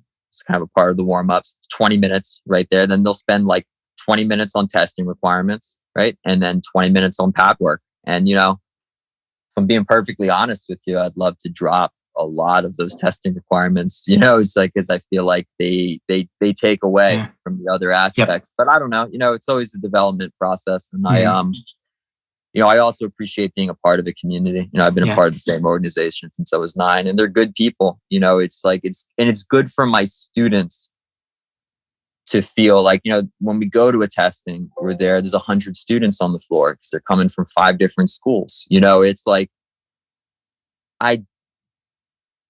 although I see the issues with a lot of the training methodology that's like, kind of grandfathered in, there's nothing I can do to get rid of it. I also want my students to be a part of like a local community where, they can go and I don't know, there's always tournaments that can always. I think I have a friend in Philadelphia. I think he's in Philadelphia. Do you happen to know like a Jason Johansson? Jason Johansson. The name sounds kind of familiar. I think he's totally left Tang Soo Do, but he did it up until recently. He was in the Philadelphia. I think it's in Philadelphia. He's around that city. He was in that scene with the Tang Soo Do before he kind of got off into jiu-jitsu and got stole away from. Sure. I might know the school that he's from. The name does sound a little kind of familiar. Shoot. I don't remember what the name of it was. He trained out of like a community center or a church, I think. Yep. Where are you from, by the way? I am right now. I live just below Charlotte, North Carolina, in a town called Indian Trail, but I am originally from Melbourne, Florida. So that's near the Space Center and everything. Got you. Yeah, man. Well, I mean, I just asked because I've met so many people online now that like when I travel, I always want to look people up, see who there's to train with, stuff like that. But I don't know. The Tang Soo Do community. It's always funny about my area. The Tang Soo Do is a very, very like obscure small martial art unless you're in my area. Whereas it's like everywhere around here because the Mutaqwan moved to New Jersey. So like the tri-state area, Pennsylvania, New York, New Jersey, I'd say it's like, there's actually a lot of Tang Soo Do around here. So I can't say whether or not I know this guy, but the community aspect of it is important. It's like, it's one of those things that it's not practical. It has nothing to do with my students' ability to fight and defend themselves, but it has more to do with just the feeling that, they accomplished something. Like I'm hesitant to isolate myself, to be like, it's just me and my school, small little community on our own. And then, this like, I appreciate that. That is a mistake that I made. I have a friend now who I can use him to be connected to the Taekwondo scene. He's been involved in the competitive scene a lot more than I have. Because my competitive experience is more like yours. It was in point sparring. And I've only done like grassroots level Olympic stuff, even though that's kind of the style I taught and the style that I promote and practice. I'm not really experienced in the competition there. I understand it more from an academic perspective. And one of the things I did was I just wanted to try my ideas and not be encumbered by the traditions of people. So I basically, when that chain I taught at shut down, I went independent. I got my insurance through AAU, but was like basically just functionally independent and did whatever I wanted. It was Kukiwan standard. It was Kukiwan style, but as far as training methods, I just did whatever I wanted. As far as how I structured everything, I dropped one steps entirely. I I pushed forms off to later in the curriculum. And so I just started to experiment a lot back in like 2015, 2016 when I was still teaching. And I lament now as not old man, but an older man, the unrootedness that I have. I don't have a martial arts family. Where I don't live where I started in martial arts. I have one really good friend that has good connections in the community. And beyond that, I've just don't have clout, don't have standing, don't have resources and friends and connections in the Taekwondo scene. I'm just a total maverick. So and there's a lot of bad to that. There's some infamy when I enter and say stuff like everything you do is wrong. You suck. You should do something different. But and there's I don't want to be that. I don't want to be that guy forever. You know what I mean? Yeah, no, I got you, man. And that's why I've been hesitant about it. I mean, I've been part of this organization since I was 9, and you know, it's nothing personal. I like the people in this org. They're, you know, sometimes I think family gets thrown around a little bit too much. You know, my teacher, of course, was just a huge influence on me, especially as a young person. And, you know, I always appreciate that. But it's not like a lot of the horror stories you hear in other organizations where, you know, like they're like charging you a bunch of money. And it's like, there's nothing like that in the community that I'm a part of. Amcor Karate is a really, really good place to be from, you know, in that respect. There's a lot of value to that, I think. And you're not wrong. You're not wrong to stay, but maybe you can influence the organization, you know, as things. Well, maybe consider becoming a little bit more of a Tang Sudo politician.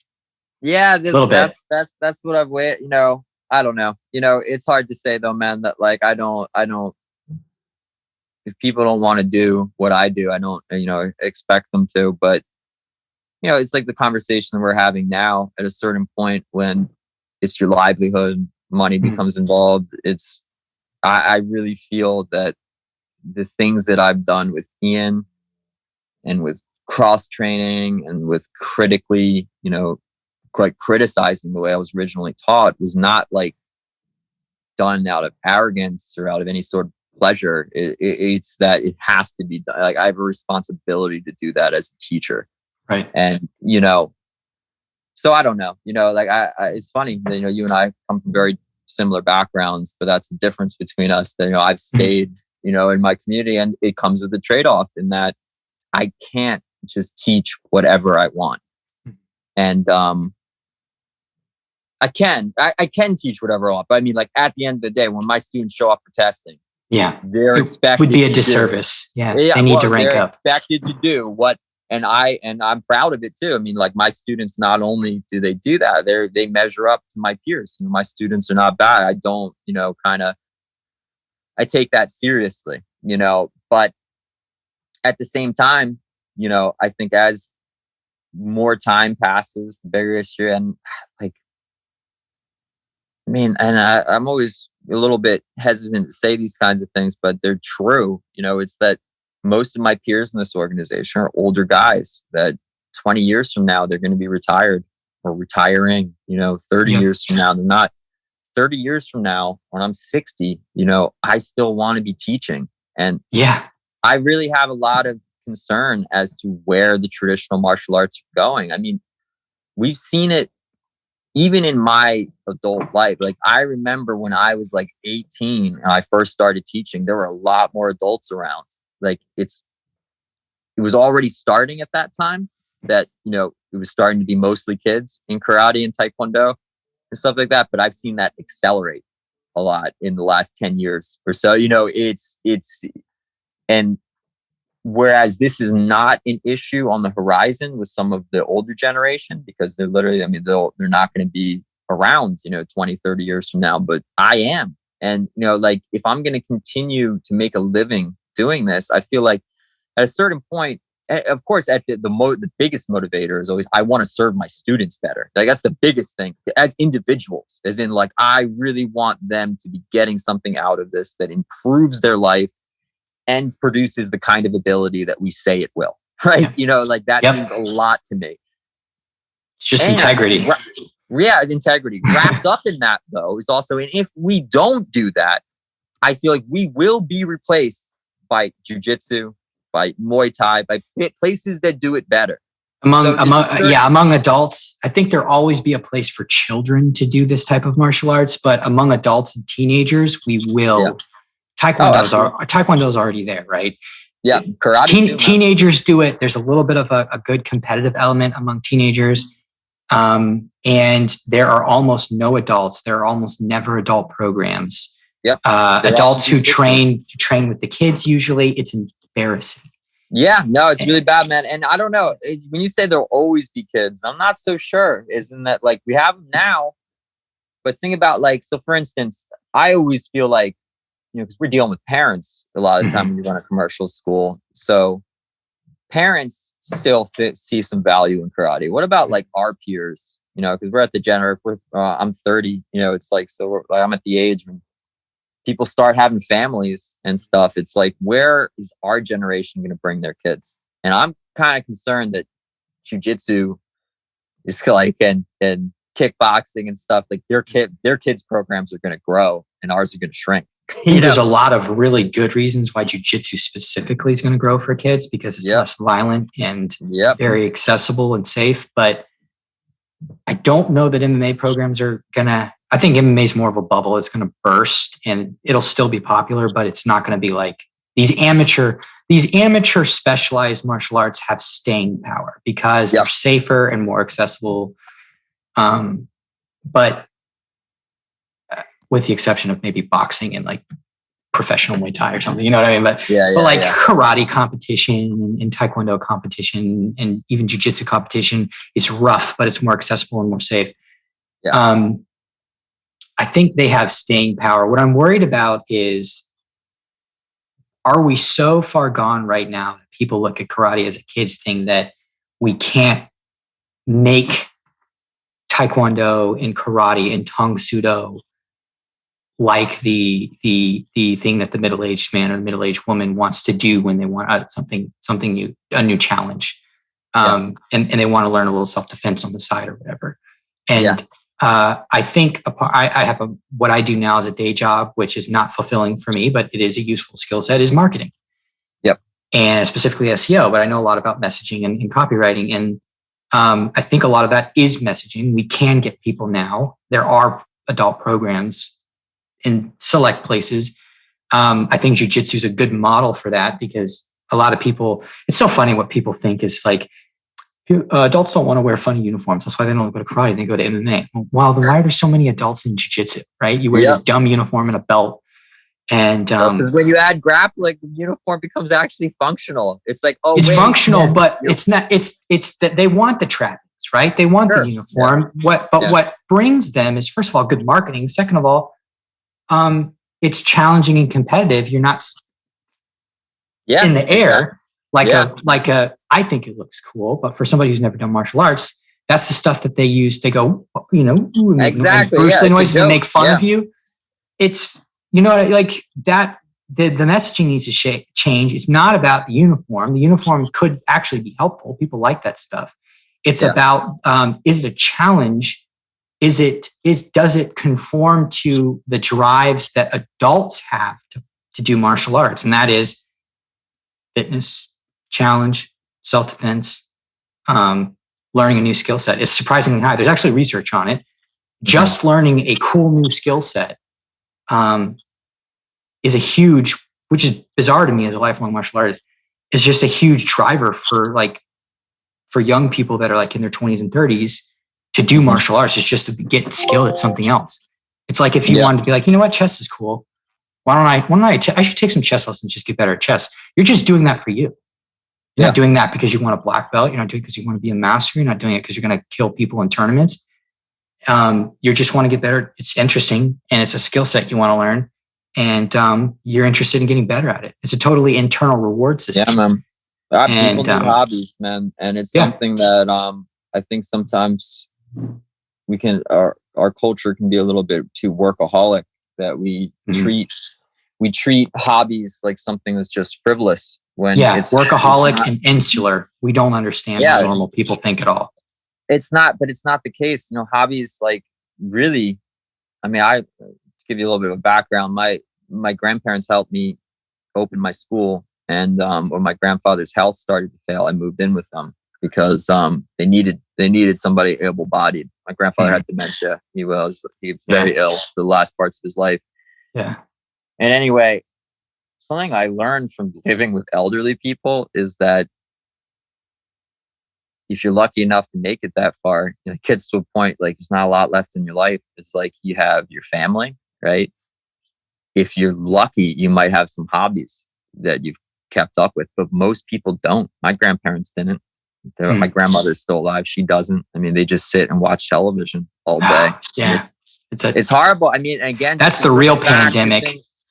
Old people watching television. But you and I, like, both, I also have a great appreciation for combat sports and everything, but this is kind of what a big thing I'm talking about, where it's like, it's not everything. It can't be everything, because it's like, look at Tai Chi. It's like, look at yoga. It's like there are other cultures. The West doesn't really have this. We kind of treat in the West like all athletic pursuits are like young people activities, but that's not true everywhere else, and that's where I find interesting about something like Tai Chi, that it's like, it's related to like hard style karate, right? To some extent, right? Yeah, like some might be some shared lineage, but it's just like, how do you actually continue training when you're 80 years old?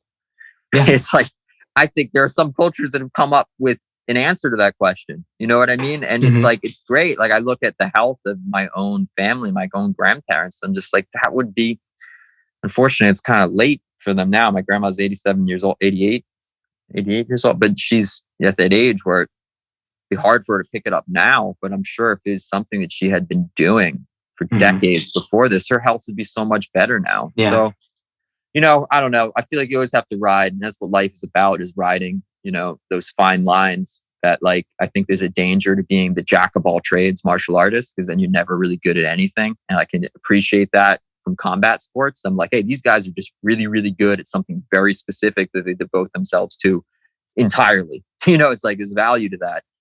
But at the same time, I do think, and this is Abernethy's idea about what karate has to offer that other arts don't as much. It's already built into the structure of the art with things like kata and hyung, that it can be, depending upon where you are in your life, whether you're a young child or a young adult or a middle-aged adult or an elderly adult, you can practice karate in a way that suits your needs. It's like, for you and I, for instance, like, we're never going to be satisfied being 30-year-old, men just doing like forms without application, without anything like that. But like, if I'm fortunate enough to still be alive and still be healthy enough to do so when I'm 80, if I can just walk through some soft repetitions of Naihanchi, that's like an exercise routine that I do every day. It's like, that would be amazing. It's like, so I'm not trying to bash it. It's just like, the problem is when you have like young men just doing forms without application obsessively. Yeah, it's a waste. It's a waste of their skill building ability, their athleticism and practicality. Yeah. When I'm old, I hope I can do friggin', I'm 80 years old. I can bust out like a Hansu or an Ilya, which are like 8th and 9th Dan Taekwondo forms, right? Yeah, those are forms that are built. They're like very balance intensive forms. They almost seem built for trying to keep old people, sharp. Well, so I do hope at that point, but that's a very different, I think I'm going to be able to spar all the way through my 50s, probably, hopefully. Absolutely. Yeah, no, even then, and it depends, that's why the low intensity work, I think, is really important, that you can keep doing it, I think, for a long time. I don't know. I mean, familiar. I've heard stories about Helio Gracie that, like the sparring that he would do when he was like old, is he would just like pull out like a young, fit blue belt or something, and they would just roll. Just try to survive. Yeah, he would just be like, just try to choke me out and I'm just going to defend like that. So I don't know, you can be creative. There's all kinds of things you can do with it. But I think at the end of the day, it's been really nice talking to you, man, because people like us should be asking these questions. I think so often it's kind of built into the martial arts. And I think a little bit of a misunderstanding of the Far Eastern culture, It's like we make a virtue out of accepting things and not questioning them. But, you know, we're the future, you know, like our seniors, our teachers, people that are ahead of us aren't going to be there forever. Eventually it's going to be just us. And our generation, like every generation before us, is going to determine the direction that the art goes. And what we definitely shouldn't do is just not ask these questions, not approach things critically, because that's a disservice to our art. And in my opinion, I think we've kind of had that a little bit in the recent generations that came before us. And I think you can already see the very negative impact that it's had on the art. I think we need to think critically. We need to come up with something that works, you know, for us as individuals, you know. I think we're about to be the old guard here in as soon as 15 years. And a lot of us are going to be in positions of directing organizations, and if not directing, influencing. You know, you might have 3 schools. You might have a little system of your own by that time that you're influencing. And you know, when you become like a patriarch of sorts in an area of a martial art, you actually have a broader influence than you think. And there's going to be hundreds of people that come out of your schools that go and influence training in other places, even if a little bit indirectly. And some of them will start schools, and that's the influence you had on that person is going to be expressed in that little kingdom that they build there. So yeah, it's really important. I think I feel this urgency to act now and to try and start changing the tide, and even building up, for example, something as innocuous sounding or inane sounding as building more of a amateur option to compete in Taekwondo for adults. There's just nobody. If you go to a local tournament to compete, there's one redneck there that you can compete with, and his mom's there cheering him on. He's missing a tooth, and he's like hyped up on Mountain Dew. And I'm from the South, so I can say this, okay? But I've been to enough tournaments, man. I know exactly. You know exactly what I'm talking about. Especially in karate, right? They all go to karate, and you know, there's one guy there. He's not that good, and that's all you have as an adult, and it's ridiculous. And I think the business aspect is what's caused us to allow this side of Taekwondo, and probably Tang Soo Do now too, to just be in a state of disrepair where there's no option for adults who are perfectly willing to do jujitsu, kickboxing, whatever. They're just perfectly willing to do Taekwondo too, if there was just that extra challenge element, whether it was just sparring in school or opportunities to compete a little bit, you know, locally on an amateur level, but the opportunities aren't there, right? Yeah, no, I agree. Opportunities just aren't there. You last that podcast with Les Bubka, and you know, he's just competed in it. I actually know the guy who runs the organization. I forget. There's a long acronym. I think it's like Practical Karate PKATA or something like that. Anyway, there are practical karate guys who are trying to create a method of competition. Right. I know Les has competed in it before. That's what I saw with it too. There's a guy named Douglas McConnell.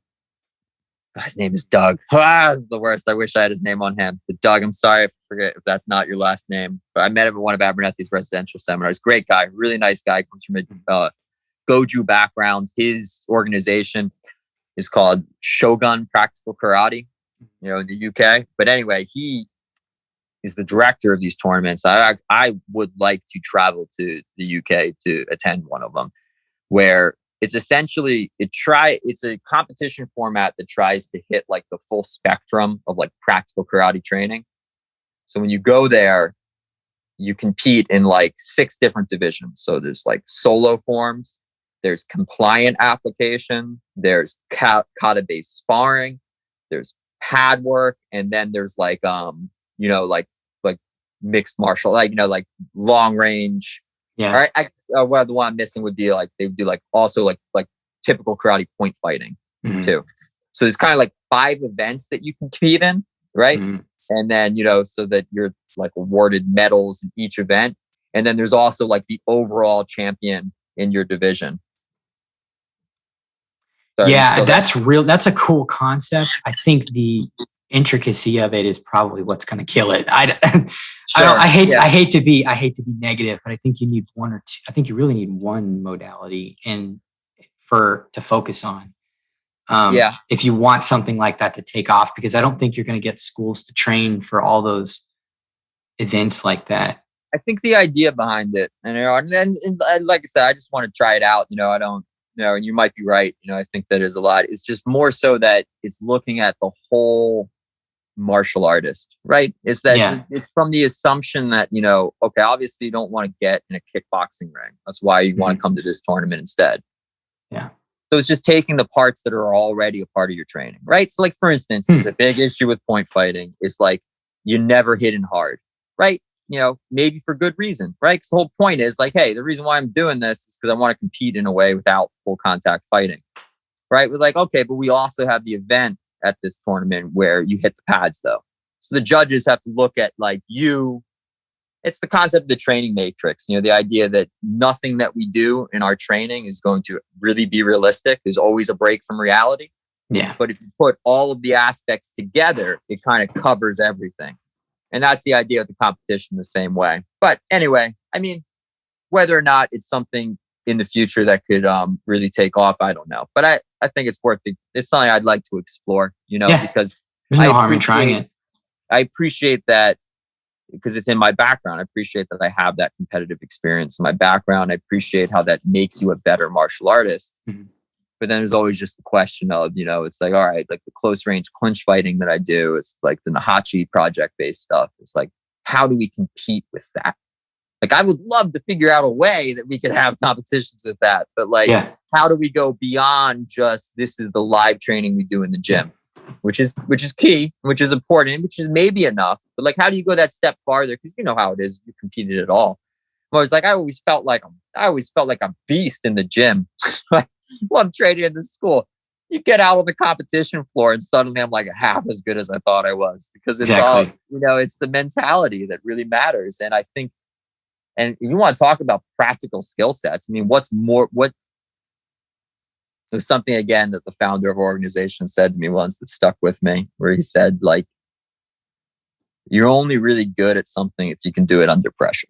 Like, it doesn't matter how well you can do it when you're comfortable. It's only when, you're put on the spot. It's like, okay, let's see how good you really are.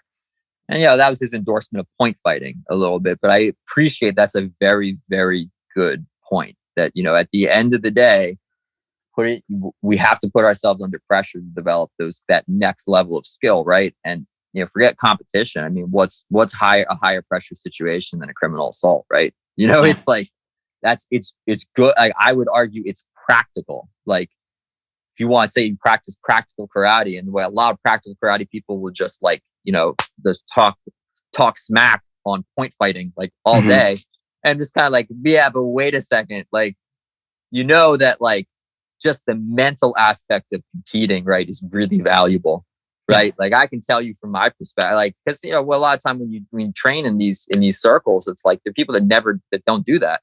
I have, and I feel like it puts you at a little bit of an advantage having that in the back. Yeah, the fundamentals don't change. Manipulating space, recognizing openings, and timing counters and attacks that doesn't change much between competition types, right?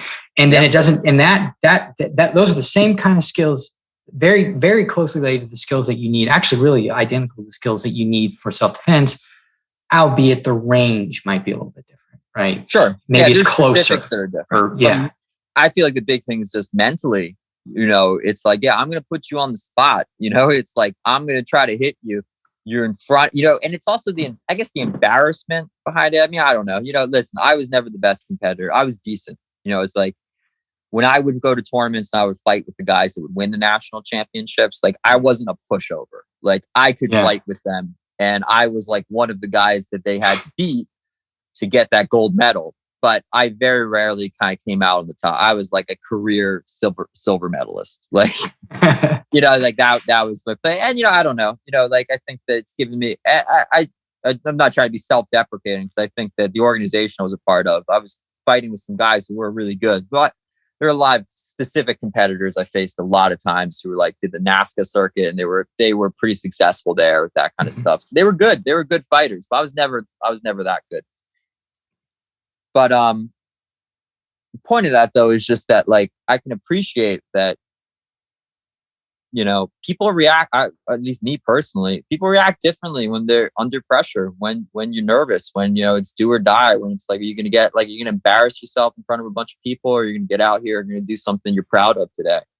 It's like, that's something that people need. You know, it's something I really appreciate the experience that I have with it. And I'm sure you probably agree, because you're advocate for competition in a similar way. It's something I'd really like to see the practical karate community kind of move away from, is this like aversion to competition that they often have. There's like still some remnants of the like too deadly to be used in competition. Yeah, it's dirty. It's dirty. It's impractical. Yeah. People won't say that like explicitly anymore, where it's like it's too dangerous to be used in competition. But it's kind of implicitly still there. That's just like competition isn't important or any of that stuff because it's not real. It's like, okay, well, I know it's not like actual self-defense, but it felt pretty real when I was in there, as in like, you know, my stomach. Oh, you know, an adrenal response. That's valuable. Yes. And you don't get that. Like, I don't care what you say. You very rarely get that in like a typical training environment. Like, in the literature, that's called affective training. And it's an important part of creating a representative, as in an accurate training environment. And, you know, if you don't ever train in an environment like that, of course, you're going to choke under pressure, you know, whether sport or self-defense. And I'm not saying you can't have an intensive training environment. You certainly can. But I just always felt, just my personal experience, that it's like, just something about making it a competition, going out there with people who are not from your school, not from your organization, maybe like the potential embarrassment of it, it just put everything at a higher level. And like you're saying, it's like, if you can't do it when your head is spinning and, you know, your stomach drops, it's like, are you really going to be able to do it when like your life is on the line? And you're telling me that like the self-defense is your focus? It's kind of like, at a certain point, and I say this a little bit, you know, I haven't done point fighting in years, but I have thought about getting back to it. I've kind of been all over the place with that too. I've also thought about maybe getting in the ring and trying some kickboxing while I'm still young. Yeah, I keep toying. Yeah, that I could still do that. Yeah. Like, you know, I've kind of missed the boat to ever go to like far with it, but I can still do it just to get the experience. You can tune up some guys and be like, all right, I'm all right, and then leave. Yeah, and again, just to, I guess maybe to give the counter argument to him, it's like, oh, you think point fighting is high pressure? It's like, you ever got in the ring with a guy who's trying to knock you out? It's like, because that's definitely going to be higher than that. And so I guess maybe that's a good decision for me personally, because like I've done the point fighting thing. Right. You know, so I have that in my background. I appreciate it, but I haven't kind of gone to the next level. That's like, how about real full contact fighting? Like, come on, you're a martial arts teacher and you've never done that. I do think there's some validity to that, to be like, you probably should. Yeah. And I'm young enough. I could get some experience with that still, you know, anyway, but that's just, don't want to bring my own internal dialogue too much. Yeah. But, you know, it's kind of like, it's kind of that, you know, you like, I just really appreciate the competitive aspect of it. I think combat sports, you know, it's just built right into combat sports, the need for pressure testing, the need for like kind of cultivating the proper mentality. And these are all, you know, it's what self-defense is all about, you know, and it's one of the big things I was saying about the Muay Thai school. Something that surprised me when I first got there was I was training with kids who have been, I say kids, you know, maybe someone that may have been like early 20s. They're like people have been training for like 6 months and they already, you know, and I can say I'm a competent martial artist. I'm not saying that like the people with 6 months experience could kick my ass, but like it was a fight. Like I wasn't just like dominating them the way that I would like a karate person with 6 months of experience.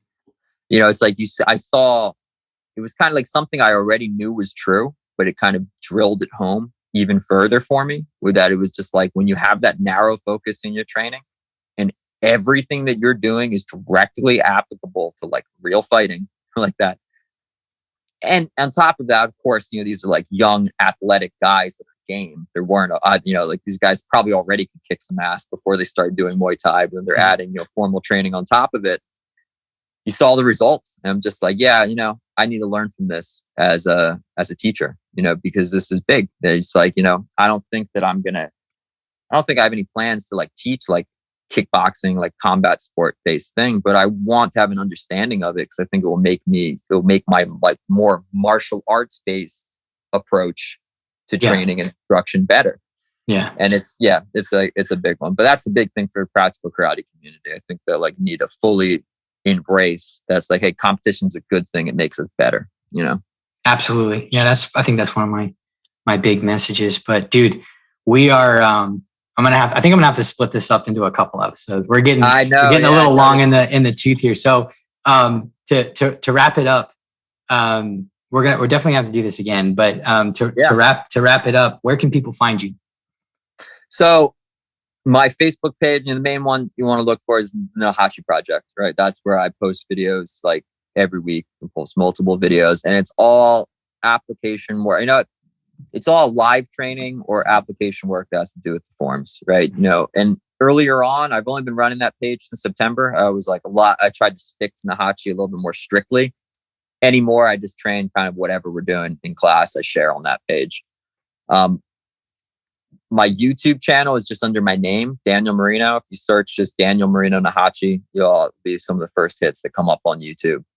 But yeah, I really appreciate you having me on, man. I appreciate the exposure. I appreciate the great conversation too. You know, I was getting so excited the other night when I was going back and, you know, like I listened to the episode you did with Abernethy a second time and stuff like that. And I just knew that, you know, since you come from a Taekwondo background, it just made me excited because I'm so used to being like kind of a little bit of having like a different background in the karate world, being from that Korean side of things. But would you agree, by the way, before we go, that like, I think the Korean martial arts community is like a step behind the Japanese, like the karate community with this stuff. I feel like they're more resistant. I get way more. There's one guy that I've had on him, have him on again, Greg Koval. He's cool about this. He's very into the constraints-led approach and all that kind of stuff I've been talking about. But everyone else, dead, either not wanting to listen at all or 100% resistant. The karate, and this is probably in large part due to Ian Abernethy and some of his friends that have pushed this. It's like the karate community is starving for this stuff. The jiu-jitsu community doesn't really care. So I think, honestly, dude, especially with this episode, I think I'm really niching down into. I'll still have people from other styles on for sure, because I'm a martial artist, so I'm all about cross training. But I think I'm really niching down into targeting karate and Taekwondo people. Honestly, I think that's going to be my bread and butter audience. There's definitely a need for it. You know, there's definitely a demand for this kind of content. You know, like there's a lot of people like you and I that grew up doing this. We've started to question it a bit, and we're trying to figure out how we can make it better. You know, and I'm happy to share it. You know, with people like you. You know, it always makes me feel so much better to talk to people like you, just because, you know, it's important that we all understand that it's like you're not alone in all this. When you're part of an organization where everybody just kind of wants to keep doing the same thing, I've struggled with it a lot in the past, you know, because it feels like, you know, I'm so passionate about this. It means a lot to me. And I always say it's like the glitch in the matrix. It's like, I can't ignore it once I see it. Like I can't go back. And be like, no, forms are fine by themselves. You know, there doesn't need to be like a real like application process for these movements that, you know, that incorporates live training. It's just like, I can't, it's not who I am. Like I couldn't do that. It'd feel dishonest at that point.